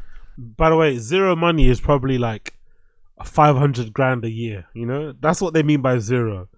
Like, I was only making like $10,000 a weekend. It's like, what? I had zero. I was still fat, but I still as bald as I am today. And I was so present. And I said to myself, what am I doing on my phone? What am I doing on my phone? I'm wasting my life. I'm scrolling, just scrolling, look at other people live. And then I realized how much of my life is performative. And I started looking at Instagram going like, how much of people's lives are performative? Is there anything you would do without posting it? No. Nothing. Jesus Christ. I'm getting an IV on camera right now. Well, we both are, but I know. I've gotten 100 IVs, and they're not, this is the first. Every time I post it. Why? I don't know. I don't know why I post half the shit I post. And then what's crazy is when you have a great moment and you're like, this would be fucking epic to post, and your kids are like, nah, and you're like, what the fuck? Really? Do you know what they said to me one time? Dodgers hit me up and like, yo, you want to come? I was like, yeah. And they're like, how many? I said 4. And they go, great. I said, girls, you want to go to opening day? And they're like, yes, that'd be great. We get in the car and George and Isla go, hey, no phones. I said, what? She goes, no Instagram today. Let's just have like a day as a family. And I was like, what's the point? I don't know. It's an addiction. Jesus Christ, man. Saying these, like, I think he says these things thinking he comes across like vulnerable and he's being open and honest, but you just sound pathetic, bro. Like, why are you sharing this? It's so embarrassing that your children, your teenage children are the ones that are having to tell you to like put your, surely in a relation, when you're a parent, surely it's the other way around. Surely it's the parent telling the kids, hey, put down the iPad, put down the iPhone. Let's talk. Let's eat as a family. Let's have a conversation. How's your day? Trying to encourage that kind of real interaction, that present feeling. Whereas in his household, Bert's kids are the ones who are telling him off for his bad behavior and his tendency to always be on his phone and post everything online. And he's talking about it with a level of pride and something. It's like, okay. Addiction to, I don't know, there's something. The feedback you like. You know what it is? It's like everyone wants to be seen. Yeah. Everyone wants to feel. Not everybody doesn't want to be seen. That's not true. Not everybody wants to be seen. Some people just want to enjoy the content they watch online anonymously and keep it moving. Not everybody wants to be seen. This again is a fallacy. This again is something that he's been led to believe, that everyone wants to be famous, everyone wants to be on Rogan, everyone wants to be in the green room, everyone wants to be on the mothership. It's like, no. No. Some people don't give a fuck about that shit. Valuable. Yeah. And feel, hey, look at me. You know? Yeah. And I'm just like everyone else. Yeah. Maybe a little hyper version of that. But that's the thing. It's like. But like, if you didn't post it, it's like almost it didn't happen for you. Yeah, Bert, you're just like everybody else. I said in my review of his comedy special on my Patreon that Bert's basically the male Amy Schumer of comedy, but now I'm convinced that he sounds like a 19-year-old Instagram model trapped in an overweight middle-aged man's body. Mind you, he has 2 daughters in college. Imagine your bloated, fame-obsessed father didn't want to take you to a baseball game unless he could post pics on Instagram. Exactly. And when you said no phones allowed, he couldn't understand what the point of going was, so he sneaks his phone in anyway to take selfies and post them on Instagram. Exactly. That's got to fuck you up as a teenage girl. Actually, do you guys remember that movie Amy Schumer did a while ago where she plays that character that doesn't realize that she's fat and ugly because she sees herself as really pretty like a supermodel, and everyone around her is attracted to her confidence or some shit like that? Honestly, I've never seen it myself. My friend told me about it the other day. I think it's called I Feel Pretty or something like that, and it was directed by Abby Cohn and Mark Silverstein, starring Amy Schumer in the lead role and Michelle Williams, Rory Scovel, and Emily Ratajkowski in supporting roles. Anyway, that's what Bert's like. He really is the male version of Amy Schumer, only fatter, redder, and not as funny. Honestly, I've never seen the movie, just to be clear. Whatever, you guys. Just remember, though, if you want to see my detailed breakdowns... Cool. Big up podcast Cringe. That was fucking brutal, man. That was fucking brutal. Absolutely brutal. Bert is worse than ever. I don't know. Really, the more I'm starting to see him recently, the more I'm starting to walk back my opinion about him outlasting or outliving people like Rogan. I'm not sure if I'm right. You know? I'm not sure if I'm actually right. Bert's looking horrendous, man. Maybe I'm wrong. Maybe he doesn't outlive Rogan.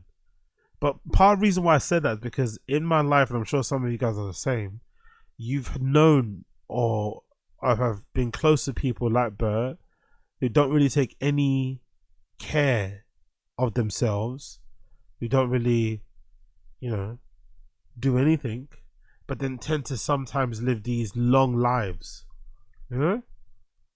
But then the people that do, who go out for runs and eat healthy and all this sort of stuff and give a shit about their health and fitness, end up passing away very early in life. It's just one of those kind of like horrible things that happens. So with Bert, I think it's the same thing, but I think Bert is looking so crazy. And now, especially that I've learned now that he gets IVs every other day, like he's really partying, man. He's really out here going wild. Like he's not giving a fuck. So maybe that's the reason why, you know. I don't know. It's a fucking madness. It's a literal madness what's going on with this guy. But, you know, I guess you'll figure it out at the same point. I guess you'll figure it out. Moving on. Let's actually go quickly to Glock topics. I think I might actually, after this, we might pause and go and resume. Powerful bunch. Oh, who's that? Okay, big up You yourself. never know, Rogan might pass soon by some kind of exclusive midget disease. I'd still put my money on Bert from stroke/aneurysm.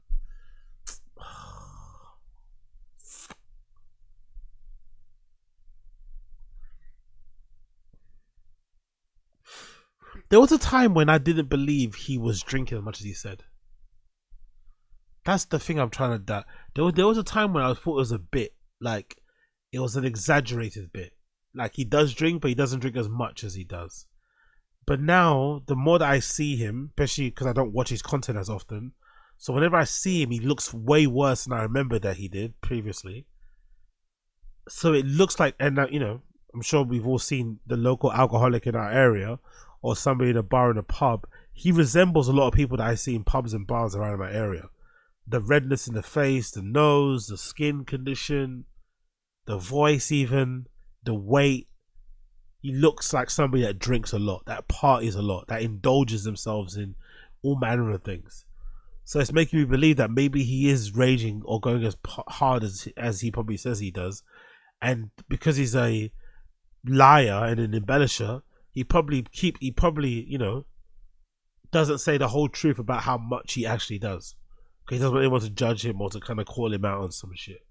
So maybe this ain't gonna end well. I have a feeling he'll be okay. He'll just kind of, you know, luck out in life in that regard. But there's also a part of me that's thinking, like, surely at some point something has to give. You can't be putting your body and your organs and whatever else through this much of abuse and it not have some sort of like repercussions, you know? Unless he's keeping that stuff private, unless he actually has had some pretty crazy health scares but he's not saying anything. But I'd imagine someone like him, a consummate attention seeker, he'd want to say something. But it's pretty wild how nothing crazy has happened despite him taking absolutely zero care in himself. Absolutely zero care. But hey, what can you do? Anyways, move on quickly. I want to end it by quickly going over the Shannon Sharpe stuff again one more time, because there's been an update on the Shannon Sharpe shit. The text messages that got released. The text messages from the Shannon Sharpe extortion, alleged rape situation have been leaked, and it's not looking good, bro. It's not looking good. Whatever $100 million deal he had, that's definitely over. I would hazard as far as going, maybe even the ESPN gig. Maybe by the end of the week, he might be out of a job at ESPN. It's not looking good, bro. It's not looking good. So this is courtesy of Glock Topics. We got Glock Topics. It says here in the caption, let it load. Apologies. Smash the like, hit subscribe, join the channel, all that good stuff. You know what to do. Bear with me a second. Bear with me a second. Bear with me a second. Bear with me a second. Bear with me a second. Oh, come on. Let me refresh. Oh yeah, Jordan Peterson was on Rogan too, innit? Maybe I'll watch that later actually and pull some clips for tomorrow. Jordan Peterson was on Rogan. I completely forgot about that. Bear with me, bear with me, bear with me, bear with me, bear with me. Yeah, there you go, cool. Shannon Sharpe's accuser confronted him over alleged January. Okay, cool. So let's hear what was said. These are text messages allegedly between Shannon Sharpe and the accuser, who's accusing him of the R word. So this is from Shannon. This is from the girl to Shannon. But I cried when you left because I begged you to put on a condom and not put it in my ass, and you didn't listen. I don't care what our history is. No means no, Shannon.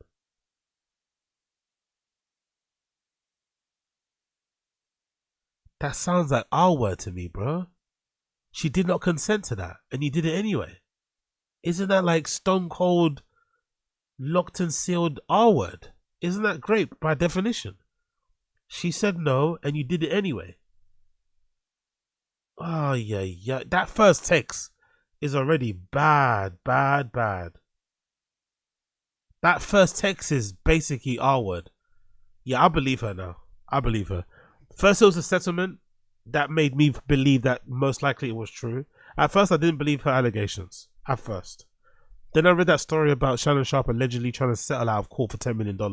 That made me go, if you're not guilty, you don't do that. Especially with the grape charge, the grape allegation. A man knows what that does to your reputation, what that can do to your brand, what that can do to your legacy, what harm that can cause your relationships with your family, your friends. You're going to take that to court. You're going to take that to trial. The fact that he tried to offer a settlement proves to me a little bit that there was some doubt there, and he most likely has some guilt there. And now you've got a text message that says, but I cried when you left because I begged you to put on a condom. Already, I don't know what that is, but that to me sounds grapey itself. You're having sexual relations with a girl. She tells you to put a condom on. You say you have put it on, but you haven't. That's already weird. That's already dodgy. That's already like weirdo behavior. Do you get me? But then she's saying, I told you not to put it in my ass and you did it anyway. You didn't listen. I don't care what our history is. No means no. That's our word, bro. Next message. I don't know how to protest this. He says, can I call you later? Yeah, he's done. He's done, bro. He's done. It's over. It's a wrap. He's done. ESPN deal's gone. Club Shay Shay, maybe even that's gone. Maybe fucking Cat Williams be the new fucking presenter of Club Shay Shay. Maybe Cat Williams is gonna be the new presenter of Club Shay Shay. It's done. It's a wrap. It's a wrap. It's over. It's fucking over, man. It's fucking over. Holy shit. I don't know how to process this. Let's see the next text messages. I want to be abused, daddy. So I guess this is Shannon's defense of himself. I want like someone hardcore BDSM action though, to her. I don't like this. So Shannon's defense is that I guess Shannon's legal team are trying to shame this girl for being into BDSM and stuff. But if you're doing it with a consenting adult, there's no problem with your kink. You know, they're trying to kink shame this woman. But I don't think the problem is that she's into BDSM or that she's a whore or that she's an OnlyFans. That's not the issue at hand. The issue at hand is, did Shannon Sharpe engage in some sexual activity with this woman against her will? And from that text message, it sounds like he did. It sounds like they had agreed to have sex with a condom. He didn't put one on, which is already dicey as fuck. She said, don't put it in my bum. He did anyway. Which is insane in itself, right? God almighty. Next text message.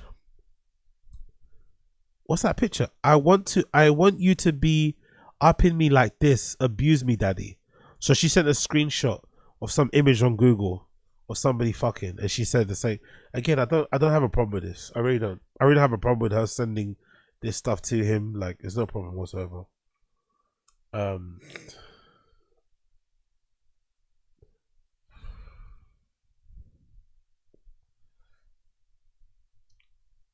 Yo, big up ASON. It could be consensual 99 times. The one time it ain't. But I don't think that's even a good defense, brother. Like, I'm sorry, but like, you don't do that. Like, it just doesn't happen. It's either consensual or it's not. There's no like grey line, I don't think. It doesn't exist. Even if you're fucked up, there's still consensual. There's still consent. You know what that consent looks like. You know what it sounds like. You know what it feels like. There is no like, oh yeah, like that was okay. It's like, also, I just think a man of Shannon Sharpe's stature, notoriety, celebrity, you just gotta move a little bit more. You gotta move a little bit more. You can't be moving this sloppy, man. You can't be moving with this lack of care, running and gunning like you're some kid. Like, I don't know. Anyway, it's a wrap. It's a wrap. Shannon Sharpe is a wrap for him. It wouldn't surprise me if by the end of the week, a lot of the deals that he had were gone completely. It would surprise me completely if he gets pulled off from ESPN or whatever shows that he does. It's a wrap for Shannon Sharpe, man. It's a fucking wrap. It's a fucking wrap. It really is. It's a wrap. It really is a wrap. And this girl's gonna get the money. This girl's gonna get the money and some. Most likely Shannon's gonna settle out of court. I've got a feeling. I don't think it's good. This is gonna get really bad, and he's gonna settle out of court when they really start to. Because this is only the first bits. Like, Shannon can't have his sex tape go out in public, man. You can't. You can't. It already was like, I was somebody that didn't really think it was. It was funny in the moment, but looking back, that Michelle video on Instagram Live, that's very embarrassing, man. That's very unbecoming, and he got away with that one. He got given grace with that one. He should have learned his lesson. He didn't. He's still out here doing a madness, like as recently as January 2025. It's just, I don't know. It's just unnecessary, man. It's just like, what are you doing, brother? Like what are you doing? If this girl works on OnlyFans and she engages in that sex work, then why can't you just pay her to do the things that you want to do? Why are you forcing yourself on her? You know, that's the thing that I'm struggling to understand. If she's already engaged in that work, or she's okay with that sort of line of work, why can't you just pay her to do the things that you want her to do? And if you can't pay her, get someone else to do it. Why this cloak and dagger shit? You know? I'm not gonna stick it in your ass. Then you stick it in your, like, what are you doing?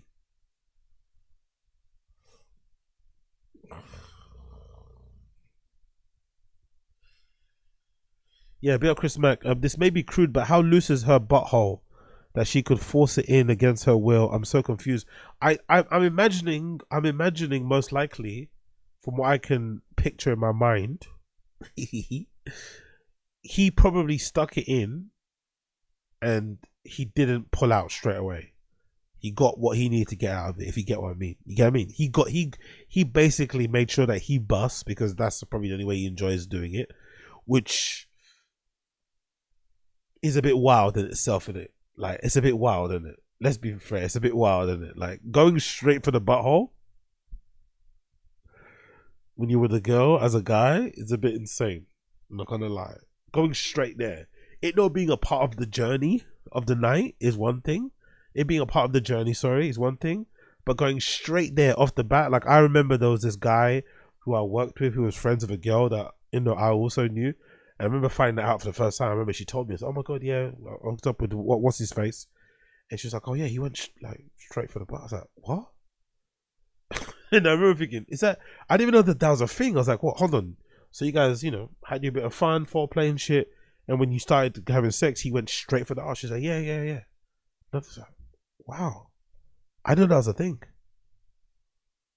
So I guess there's some guys that just enjoy that sort of stuff, but if people are out there with these gay rumors or these gay allegations about Shannon Sharpe, it's looking a bit dicey, isn't it? That you'd go straight for the butt.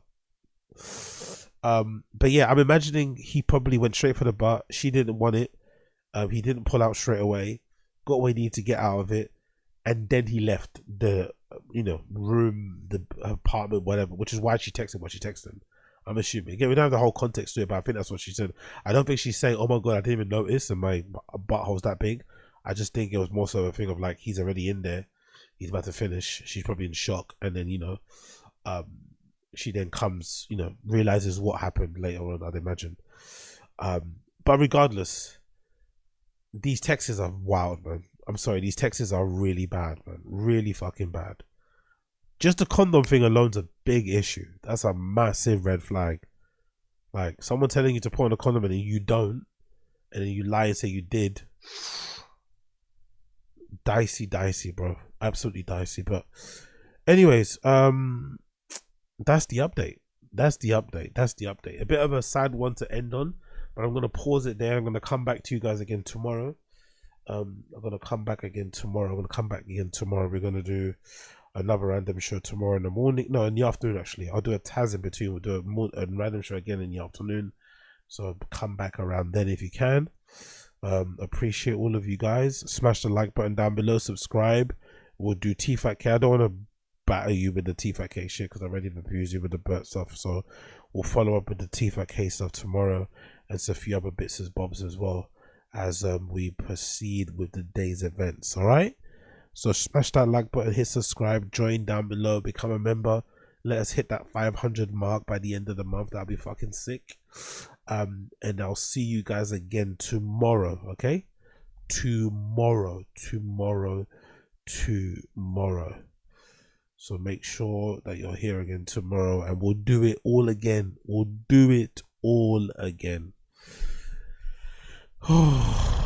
What a sad situation.